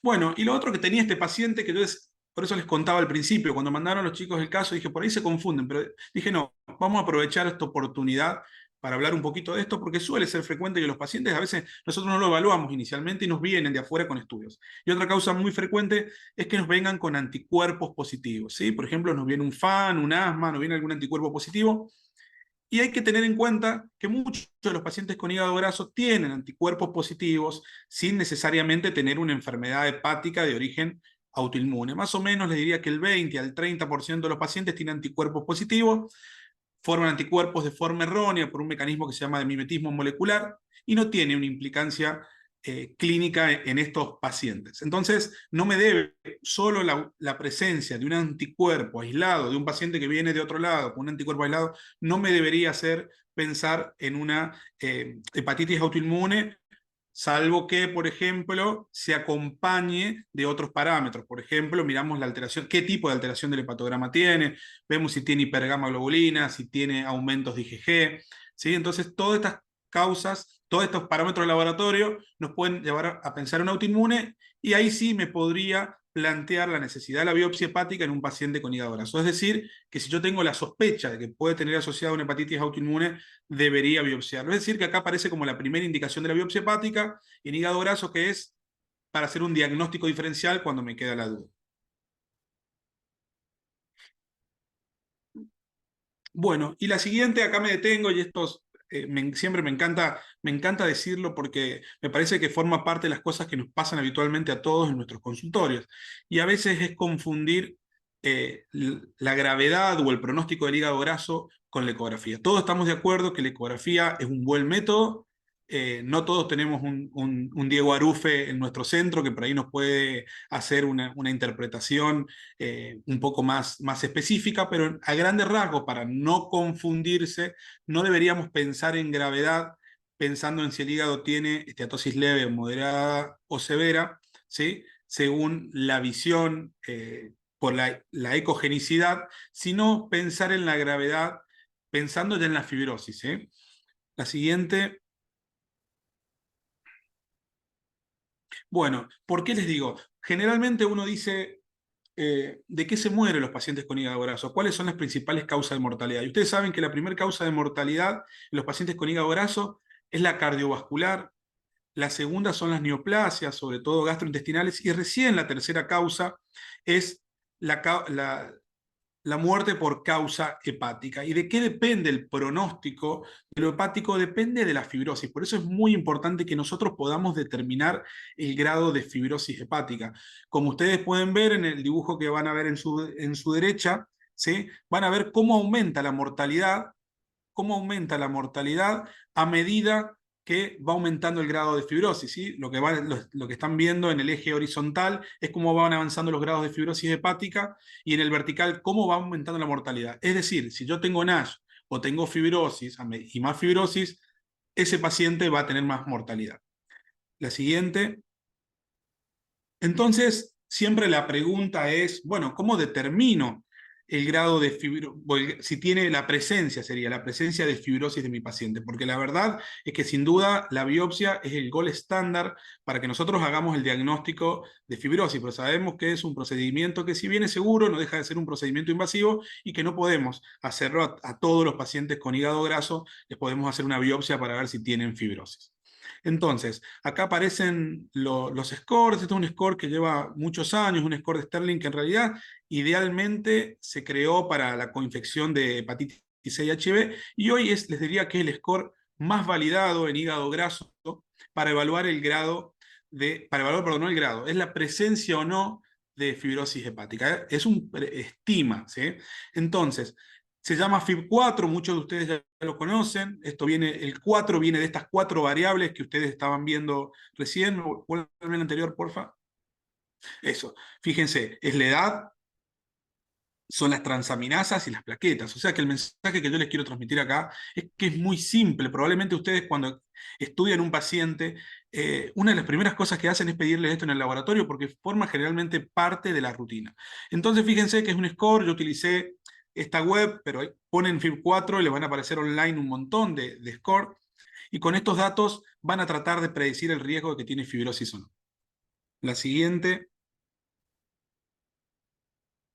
Bueno, entonces, ¿qué hago? Yo calculo el FIB4 de forma online, de forma gratuita.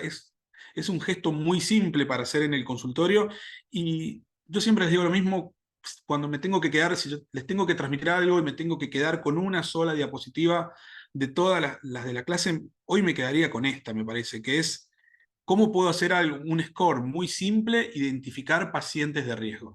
Fíjense que este score lo que me dice es, yo lo calculo automáticamente. Si me dice que tiene un FIB4 de menos de 1.3, yo puedo hablar de que tiene ausencia de fibrosis avanzada. Es decir, que tiene un valor predictivo negativo muy alto. Si el score me da menos de 1.3, yo me quedaría tranquilo de que mi paciente probablemente no tiene una fibrosis hepática significativa, y este paciente, en líneas generales, queda en atención primaria. Es el paciente que, trabajando en las medidas nutricionales, en la actividad física, no necesariamente requiere otros estudios ni un seguimiento muy específico, más allá del que ustedes conocen y vamos a repasar un poco más adelante. Ahora, si el score me da más de 1.3, voy a decir que entro en un área indeterminada, y si me da más de 2.67 y probablemente estamos hablando de un paciente que probablemente tenga fibrosis, pero acá el valor predictivo positivo no es tan alto. Es decir que a donde le podemos sacar el jugo, a donde le podemos sacar el verdadero rédito a esto, es cuando el valor me da menos de 1.3. La siguiente. Entonces, bueno, cuando los chicos me planteaban este caso, yo automáticamente el gesto que hice, que en realidad ellos ya lo habían hecho, era calcular el FIB4. Le dije, bueno, calculemos el FIB4 y empecemos a ver dónde estamos parados con este paciente. Entonces, cuando vemos el FIB4, lo primero que deberíamos hacer es tratar de determinar si el paciente tiene riesgo o no. Entonces, primero le pido un FIB4 al paciente. Una vez que yo le pido el FIB4, digo, si es de bajo riesgo, como les decía, ese paciente queda en atención primaria, y ese paciente que queda en atención primaria hace las medidas que ustedes ya conocen. Ahora, si el FIB4 me da mayor a 1.3, yo debería plantearme la posibilidad de hacer una elastografía hepática. Digo elastografía porque hay varias marcas y ahí está el ARFI y hay otros métodos que son muy buenos. Lo que tengamos disponible en nuestro centro. Entonces, paso a lo siguiente, FIB4 más 1.3, pienso en la elastografía. Y la elastografía un poco lo que me determina es lo mismo, trata de validar lo que me viene diciendo el FIB4. Es decir, que si la elastografía midiendo los kilopascales me puede decir, ojo que este paciente, si tiene más de 8 kilopascales, probablemente pueda tener fibrosis hepática significativa, menos de 8, digo, este paciente probablemente no tiene fibrosis hepática significativa. Entonces, probablemente en su día a día, no sé si hay una audiencia que creo que es bastante heterogénea, por ahí quienes son hepatólogos siguen este paciente, por ahí quienes tienen la posibilidad de derivar un hepatólogo, por ahí a partir del FIB4 yo puedo determinar que los pacientes que tienen un FIB4 de riesgo son los pacientes que yo debería derivar al especialista. Muchas gracias. Entonces, aprovechando esta oportunidad y una audiencia tan heterogénea como vos comentabas recién, vamos a hacerle esta pregunta al público. Van a ver que aparece una encuesta de cómo se utilizan en su práctica diaria este algoritmo, ¿no? Si utilizan el score de riesgo, si llevan a la práctica este algoritmo. Así que ahí vamos viendo cómo contesta la audiencia. Hay muchos sí. Vamos a darle unos minutitos. Ellos ven, ¿no? Los resultados. Ahí está. Bueno, perfecto. El 76% de la audiencia de hoy utiliza el algoritmo para el abordaje de sus pacientes y un 24% no. Bueno, perfecto. Entonces, bueno, muy bien, creo que es un resultado súper interesante, creo que están todos en tema, y algo que es muy importante es que seamos multiplicadores de este mensaje, ¿no? Fíjense que compartan con sus colegas, hay que tomarse el tiempo con colegas que tienen otros especialistas, de decir, de contarles de esto y que de una forma fácil lo pueden hacer, así que los invito a eso, que creo que es muy importante para que empecemos a reconocer más a estos pacientes. bueno, y como yo estaba cubriendo a Cintia en su consultorio y Cintia ya volvió ahí de las vacaciones, Cintia, la paciente que vos me derivaste, te la vuelvo a derivar. Te comento que se hizo ese estudio, así que todo tuyo. Gracias, Maca. Bueno, continuando con el algoritmo, después del cálculo del FIB4, que es algo tan sencillo, le hicimos una elastografía por FibroScan a la paciente y nos tira estos resultados, nos da como kilopascales, nos da un valor de 22.3 con un IQR bueno y un CAP con un valor de 343. Así que, bueno, la siguiente. El informe, bueno, dice presencia de esteatosis severa por el valor del CAP, un estadio S3, el punto de corte para el S2 y S3 para esta etiología es del 331 y presencia de fibrosis hepática avanzada que correspondería a un F4 de Metavir, siendo el valor de corte entre F3 y F4 para esta etiología de 13.6 kilopascales y bueno, la paciente tenía 22 kilopascales. La siguiente, por favor.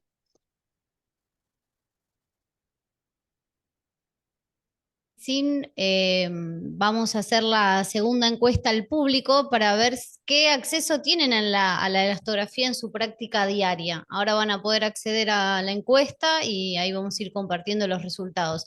Si esto es de fácil acceso en la práctica, si es difícil acceso o es imposible directamente acceder a la elastografía. Aprovechamos que la audiencia es de toda Latinoamérica, así que esto es bastante interesante.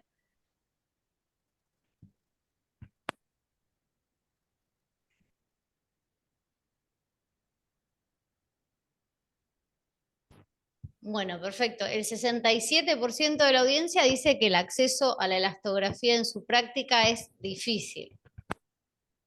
Bueno, creo que esto coincide un poco con lo que nos pasa a todos, ¿no? Bueno, hay algunos centros más grandes que tienen la posibilidad de tener elastografía, pero la verdad que esto refleja un poco la realidad del país, de Latinoamérica en general.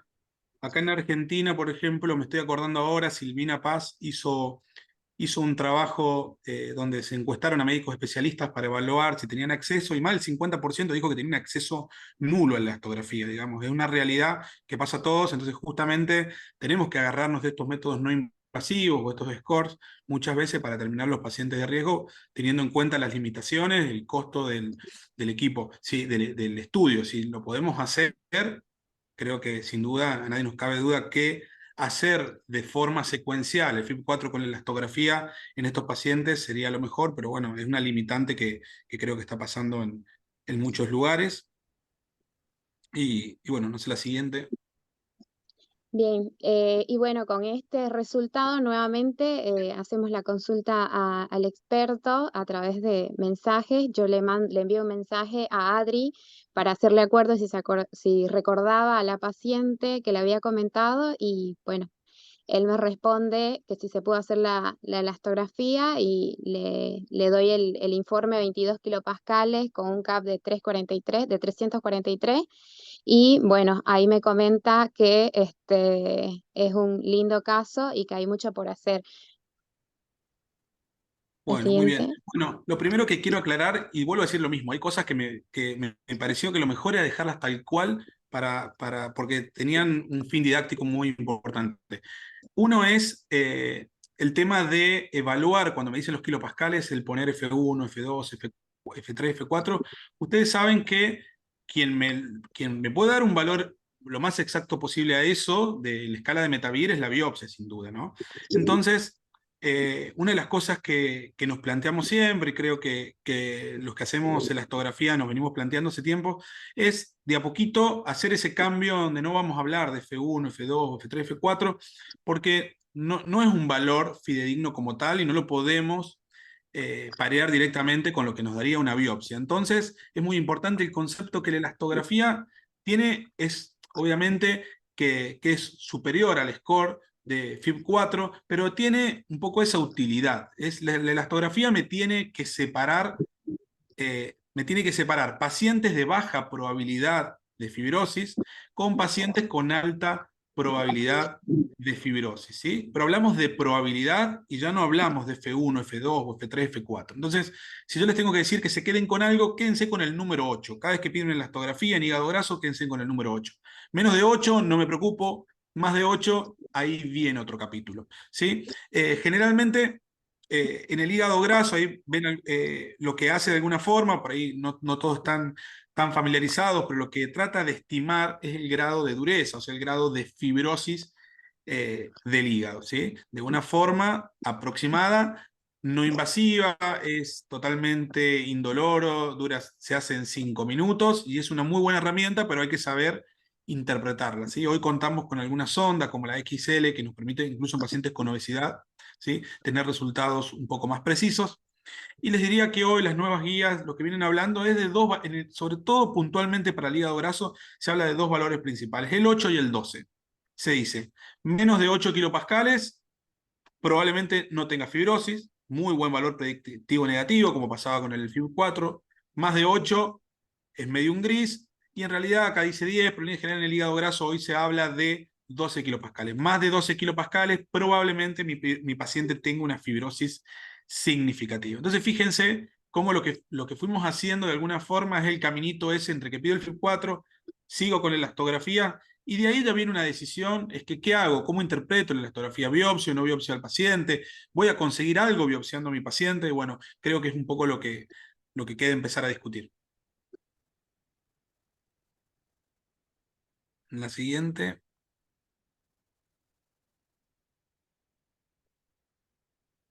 Bien, después de esta explicación, que tal cual Adri también me la hizo, le hago la consulta de qué le parecía en relación al plan terapéutico para esta paciente y le pregunto que tengo dudas en relación cuál es la mejor opción de tratamiento para ella.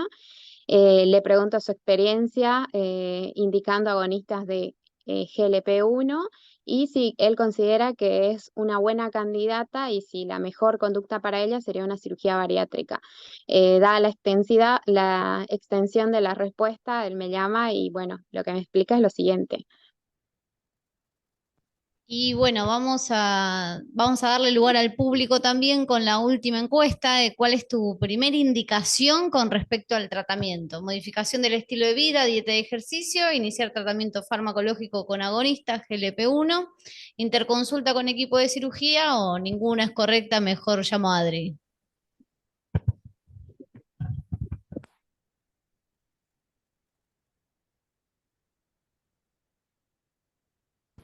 Bueno, bien, el 94% indica modificación del estilo de vida, dieta y ejercicio, y esto me parece que es interesante porque tal vez en la opción es fácil ponerlo, ahora hay que ver si tenemos la capacidad de indicarle al paciente cuál es el cambio de estilo de vida que tiene que hacer, cuál es la mejor dieta, cómo indicamos el ejercicio.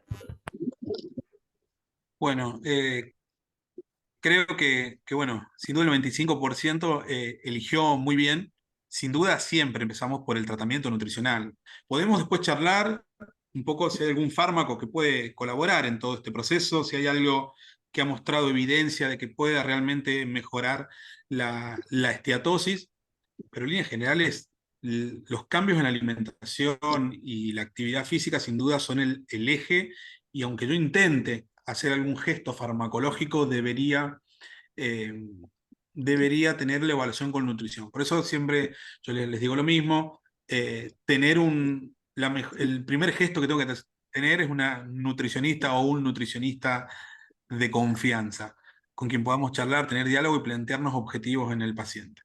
Entonces, fíjense este cuadro, a mí me gusta mucho este trabajo de Vilar, porque de alguna forma lo que muestra es, si empiecen a mirar la base de la pirámide y ven que cuando el paciente logramos, los cambios de alimentación no solo son el descenso de peso, sino es la calidad de la alimentación también. Pero fíjense que cuando los pacientes pierden más de un 3% del peso corporal total, mejoran la esteatosis. Si yo sigo subiendo, mejoran la inflamación.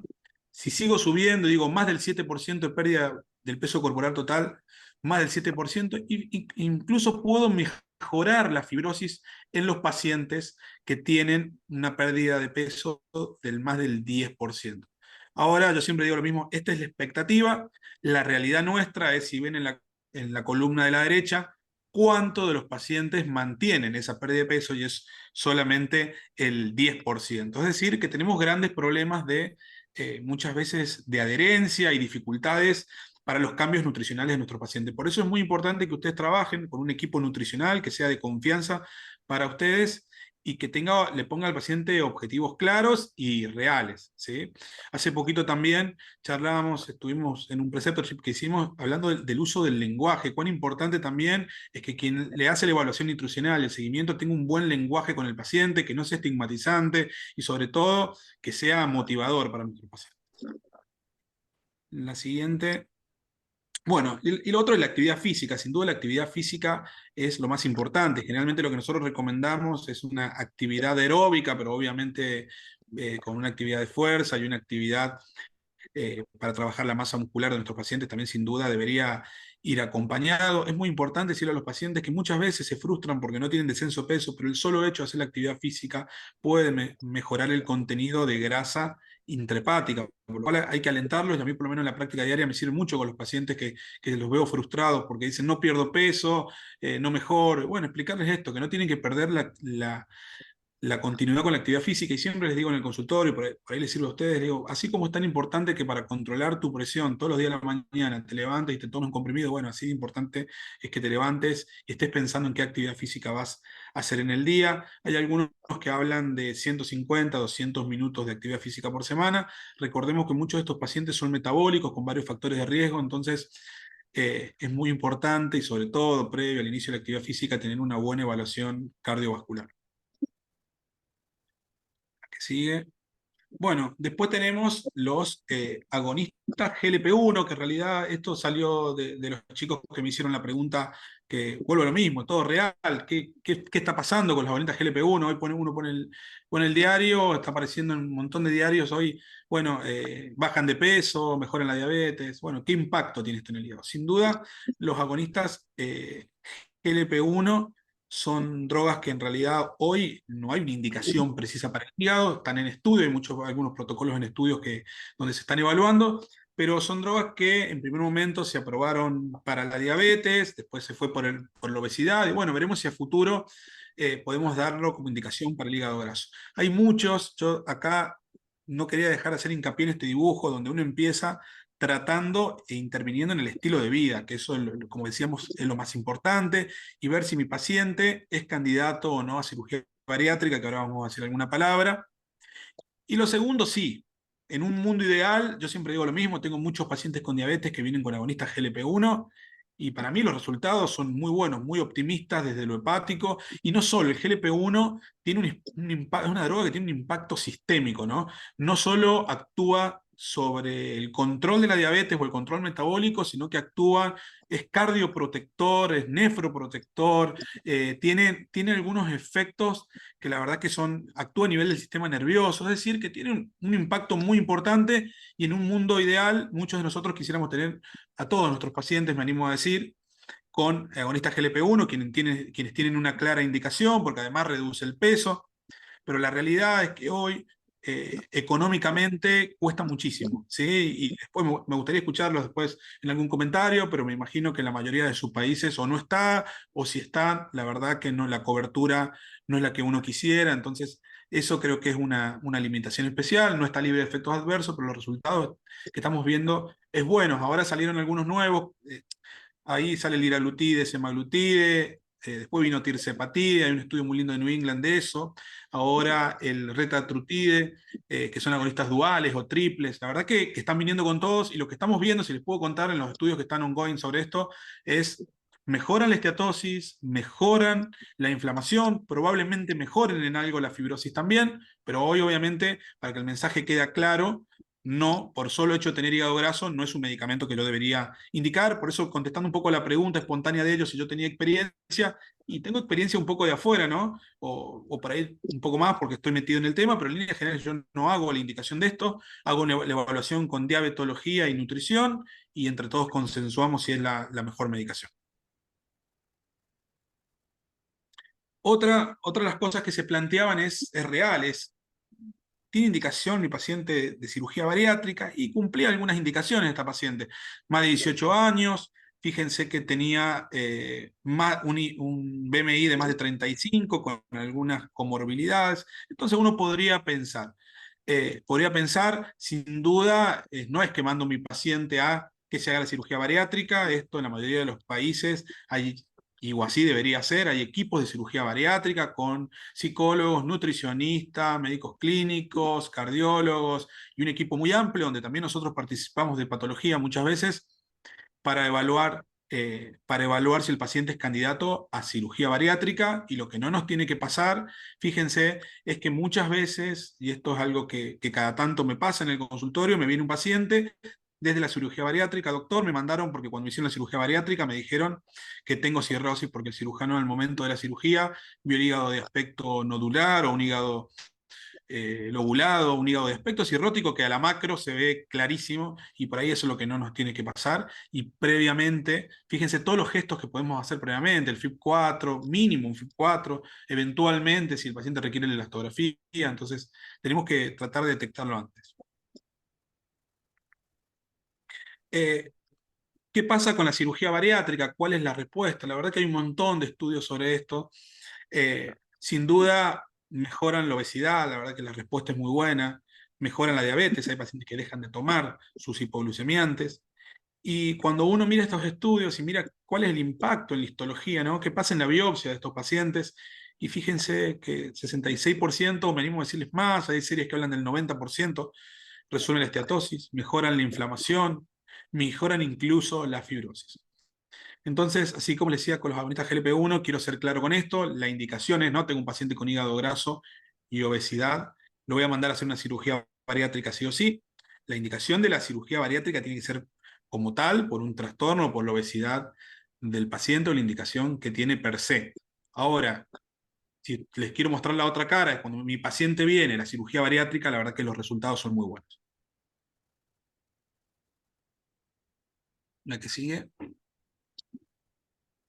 Bien, y continuando con la evolución, bueno, en el contexto de esta paciente, por la indicación y un poco por la decisión también de ella, se somete a una cirugía bariátrica, regresa como control a los 4 meses, luego de haberse realizado un bypass gástrico, logró un descenso de peso de 30 kilogramos, siendo su BMI actual de 27.8 kilogramos por centímetro cuadrado, para un previo de 38.9.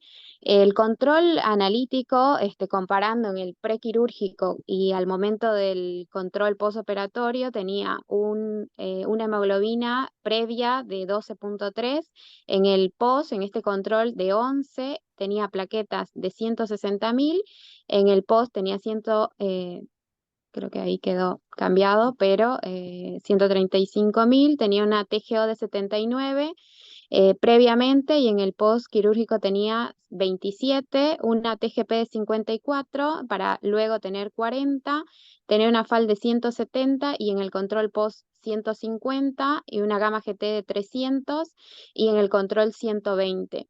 Una albuminemia de 4.7 y previamente, y en el post tenía 3.5. Esa era la evolución laboratorial y bueno, cabe destacar el informe de la anatomía patológica. Era una muestra significativa, que lo que nos informaba en suma era una muestra hepática representativa con presencia de hepatitis portal y lobular asociado a elementos de esteatohepatitis. El grado de actividad es de 6/18 y el estadio de fibrosis es de 4/6. A2, F3 en la escala de Metavir. Bueno, acá como sugerencia de anatomía patológica, lo que nos comenta es nos sugiere descartar etiología autoinmune asociada y es necesaria la correlación con la historia clínica y el resto de paraclínica, ¿no? Eso como comentario. Bien, yo les cuento que cuando vi esta biopsia me agarré la cabeza, porque dije, chicos, les soy sincero, detrás de telón fue, saquen esto, va a confundir, nadie va a entender nada. Y después dije, no, la vamos a dejar, volvemos a lo mismo, vamos a dejar el caso en crudo y que dé a la discusión. ¿Por qué? Porque ustedes escucharon algunas cosas que si bien eran de esteatosis, confunden, ¿no? Tiene algunas cosas que ustedes las deben haber escuchado, como en la hepatitis autoinmune, como plasmocitos, habla de hepatitis interfase, y uno prende la lamparita para la autoinmunidad, ¿no? Entonces yo cuando veía esto, yo les preguntaba, ¿cómo está la gamma globulina? ¿Cómo está la inmunoglobulina? ¿Cómo siguió el hepatograma? Y bueno, también les contaba a los chicos, hay algunos estudios, después estaría bueno por ahí si les podemos alcanzar, quien quiera, en algunos estudios donde hablan, hay algunas ciertas similitudes entre el hígado graso y la hepatitis autoinmune, sobre todo en los estadios de mayor fibrosis del NASH, donde podemos ver hepatitis interfase, donde también se pueden ver plasmocitos, pero obviamente que no es lo más habitual y puede confundir. Entonces, acá muchas veces, cuando a mí me queda la duda diagnóstica entre dos patologías, es donde tenemos una de las indicaciones biopsia hepática. Entonces, si yo les tuviera hoy que pasar a ustedes en limpio, y esto me gusta hacer este parate porque es algo que me parece que tiene que quedar claro, porque a veces no es que me da mal el fibroscan y todos los pacientes se biopsian, esa no es la realidad, sino que les podría decir que hay 3 escenarios donde uno podría decidir hacer una biopsia hepática del paciente. Uno es cuando uno necesita hacer un diagnóstico diferencial. Una de las cosas es la hepatitis autoinmune, que aparece siempre medio como un fantasma ahí. Pacientes con anticuerpos positivos, con hipergama, con a lo mejor elevación de inmunoglobulina, cuánto tiene impacto sistémico, cuánto tiene de coexistir con hepatitis autoinmune. Y bueno, sin duda el diagnóstico diferencial tiene que salir de la biopsia hepática. Entonces, diagnósticos diferenciales, cualquiera sea, puedo hacerlo. La segunda es cuando no puede excluirse por ahí la fibrosis avanzada, cuando no hay concordancia entre los métodos no invasivos. Y la tercera les podría decir que en algunos centros, por ahí los que manejan mayor volumen de pacientes con hígado graso, ustedes saben que hoy hay algunos protocolos activos donde se están estudiando o están en investigación nuevas drogas, ¿sí? Como hablamos, la semaglutida, hay algunos antifibróticos, y bueno, por ahí charlado con el paciente, conversado con el paciente, y si su interés está a lo mejor en la participación de uno de estos protocolos, uno puede acordar hacer bajo este marco la biopsia hepática. Entonces, un poco los tres escenarios donde biopsiar. Bueno, es que sigue. Bueno, y un poco el final era esto. Yo mi conclusión es que le decía a los chicos que no era una hepatitis autoinmune, que la biopsia tenía mucho de compromiso inflamatorio y algunas cositas que a ellos los podían confundir para pensar en autoinmune, pero era un paciente sin gamas, sin inmunoglobulinas. Después de la cirugía bariátrica, el paciente en la evolución fue normalizando el hepatograma. Entonces, bastante datos que nos hacían pensar que realmente la paciente evoluciona con un hígado graso, con una buena resolución post cirugía bariátrica, que es lo que logré recabar cuando le empecé a preguntar cómo había seguido. Entonces la idea, espero que esta pelotita que está acá, estas pelotas que eran diferentes, las hayamos logrado unir, porque el paciente es uno solo, tiene muchas cosas, pero bueno, es un solo paciente que hay que interpretarlo como tal y que tiene una sola patología, pero con algunas aristas que había que dejar en claro.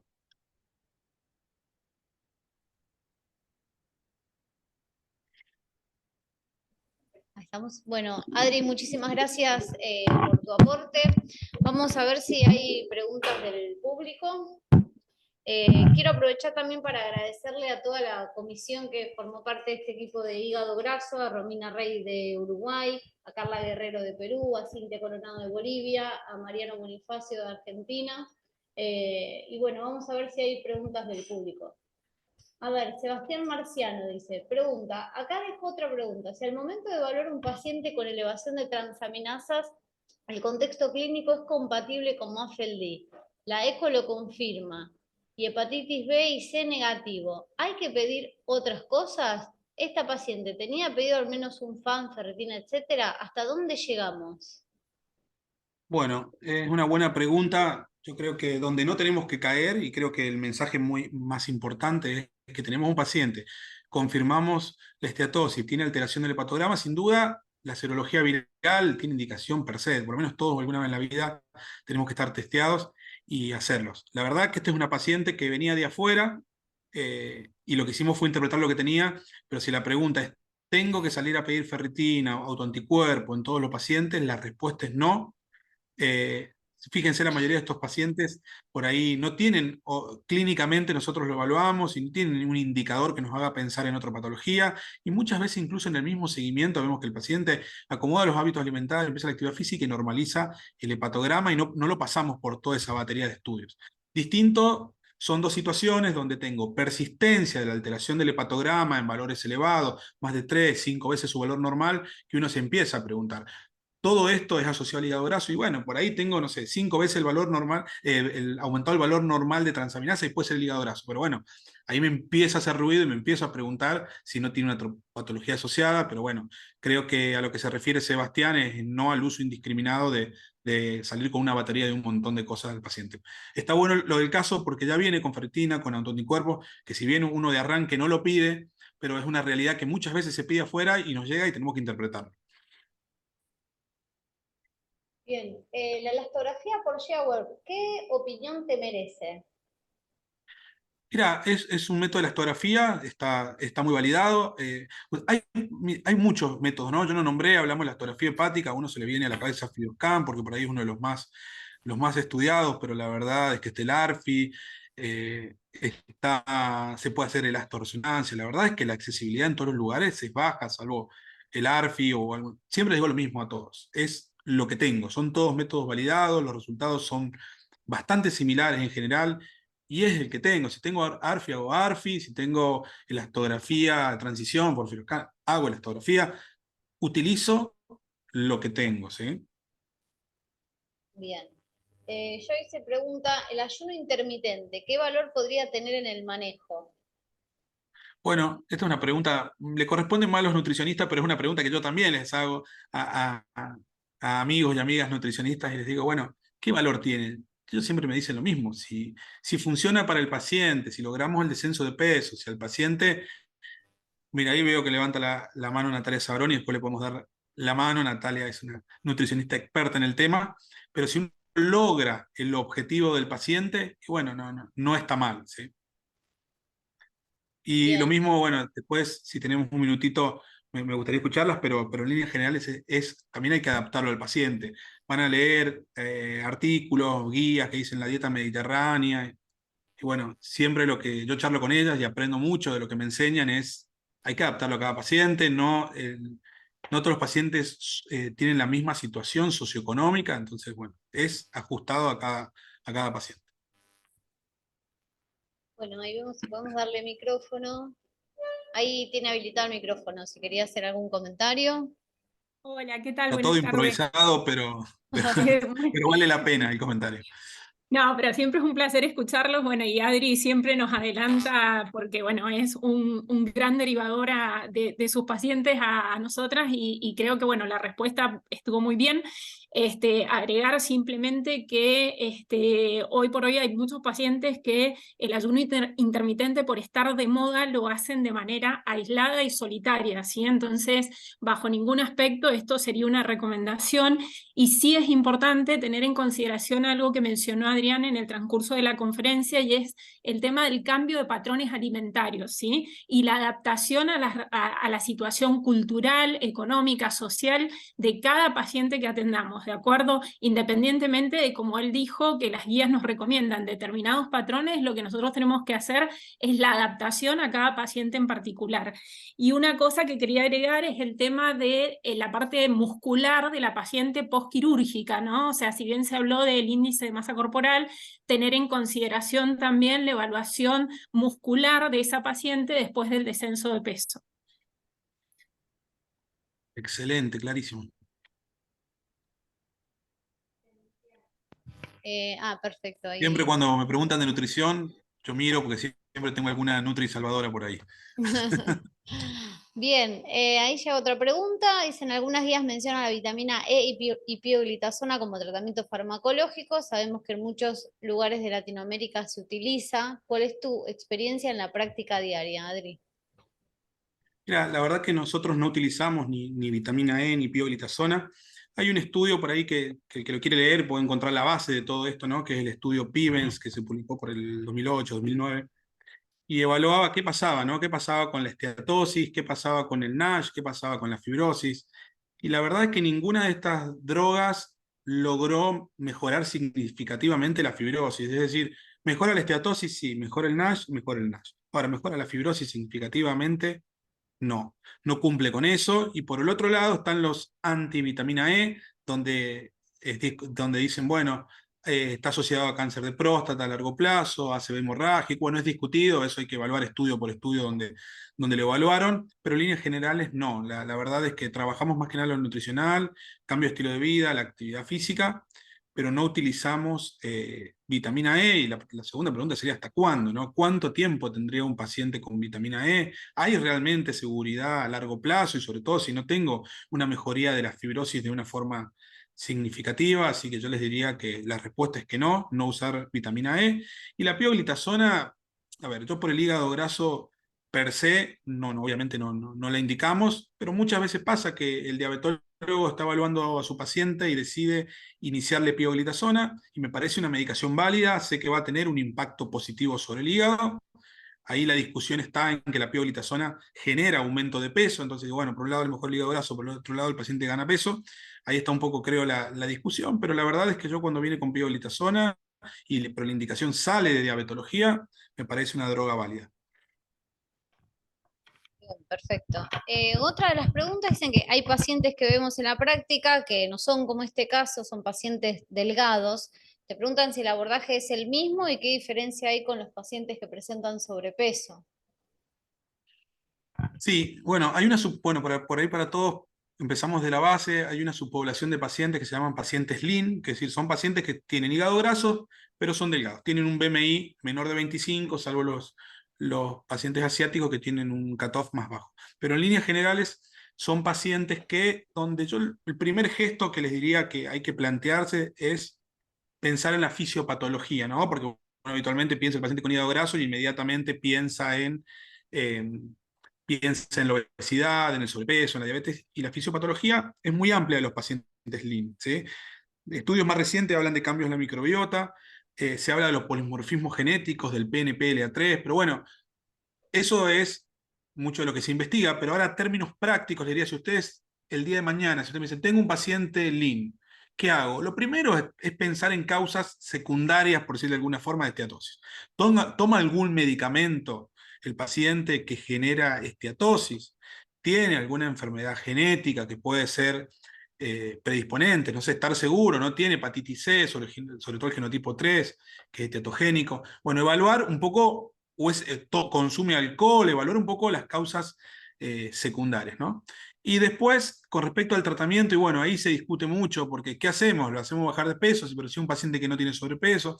Y bueno, es un poco, bueno, hace un tiempito yo lo discutía con Paola Andrenachi y le preguntaba un poco su opinión, porque la verdad que las guías medias son controversiales. Algunas te dicen, podríamos buscar la reducción de peso, otras te dicen, no, no hace falta de reducción de peso. En líneas generales se ha visto que estos pacientes, aún en peso normal, con una reducción del 3 al 5%, la verdad es que muestran cambios histológicos, mejoran la esteatosis y siempre acompañado obviamente de una actividad física donde no me olvido la parte muscular como decíamos recién, y trabajar mucho en la calidad de la alimentación y sobre todo en tener una actividad física, ¿sí? Yo creo que la mayoría de los pacientes cuando son delgados vienen al consultorio, los veo y les digo, ¿hacen una actividad física? No, no hago nada. Y esa es la realidad. Bueno, trabajar en los cambios del estilo de vida, en los cambios de hábitos. Bien, perfecto. Y la última pregunta es sobre la nueva nomenclatura. Sabemos que cambió la nueva nomenclatura, vos ya la estás aplicando. ¿Querés aclararle un poco a la audiencia cuáles son los cambios, cuál fue la utilidad? Sí, yo creo que, a ver, lo que le puedo, no sé quién preguntó, pero creo que lo que podemos decirle de la nueva nomenclatura a fines prácticos es que de alguna forma, creo que, a ver, por ahí quien tiene muy claro los conceptos sobre hígado graso, la nueva nomenclatura no sé si es que le ha cambiado mucho, pero por ahí es una muy buena forma en cuanto uno hace el diagnóstico de hígado graso, de poder clasificar al paciente y entender que hay determinados pacientes donde hay que poner un poco más de atención, ¿no? Porque la nueva nomenclatura un poco lo que dice es que la esteatosis puede ser metabólica, de ahí sale lo de MASLD, es decir, el paciente que tiene obesidad, que tiene diabetes y que tiene hígado graso, y ese es un paciente de riesgo, ¿sí? No es lo mismo tener una esteatosis y no tener ninguna comorbilidad o ninguna disfunción metabólica que quien la tiene. Entonces ahí me hace encasillar un paciente de riesgo. Y lo otro tiene que ver con el consumo de alcohol. No es lo mismo un paciente con hígado graso que consume alcohol, no, claramente no. El alcohol lo que hace es favorece a la progresión de NASH, de fibrosis de forma más rápida.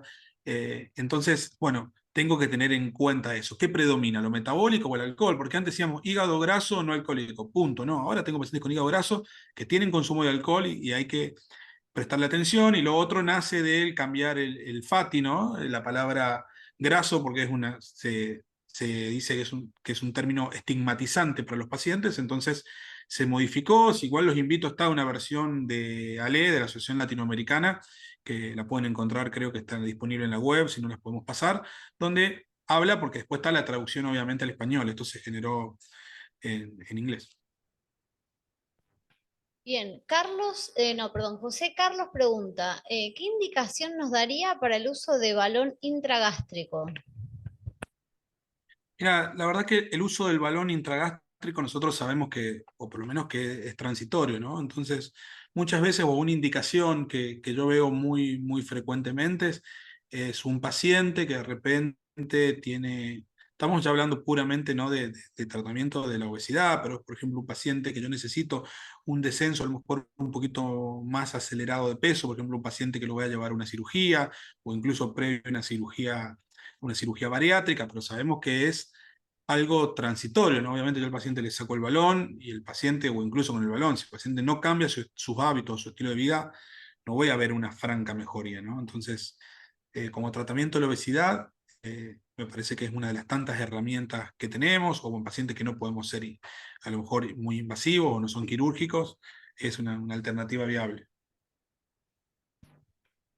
Bien, perfecto. Y Juan pregunta si tienen experiencia con el FibroTouch, teniendo en cuenta que económicamente es más accesible. Sí, sí, yo la verdad que hace poquito tuve la posibilidad de utilizarlo, la verdad que es un método simple, vuelvo a lo mismo, son métodos validados, entonces es lo que tengo en mi centro. Si usted me pregunta, ¿funciona bien? Sí, funciona bien, sirve, sí, vuelvo a lo mismo. Todos son herramientas de diagnóstico por imágenes no invasivas, que toda la mayoría, por lo menos las que se han ido mencionando acá, están validadas, algunas de mayor costo, otras de menor costo, pero bueno, todos tienen el mismo objetivo, ¿sí? Hacer una elastografía, una buena elastografía, o hacer el score, solamente hacer el score, por ahí evitamos biopsiar casi hasta el 70% de los pacientes. Entonces, lo que tengo a mano, lo hago, y bueno, y si no lo tengo a mano, bueno, lo sigo a mi paciente con el FIB4. Bueno, perfecto. Creo que esas son todas las preguntas. Los esperamos mañana, ahora yo les recuerdo el programa, mañana 25 de noviembre continúa la jornada de patólogos jóvenes de Latinoamérica con expertos invitados, como Juan Pablo Arab hablando sobre hepatitis alcohólica y Carlota Londonio sobre hepatitis autoinmune.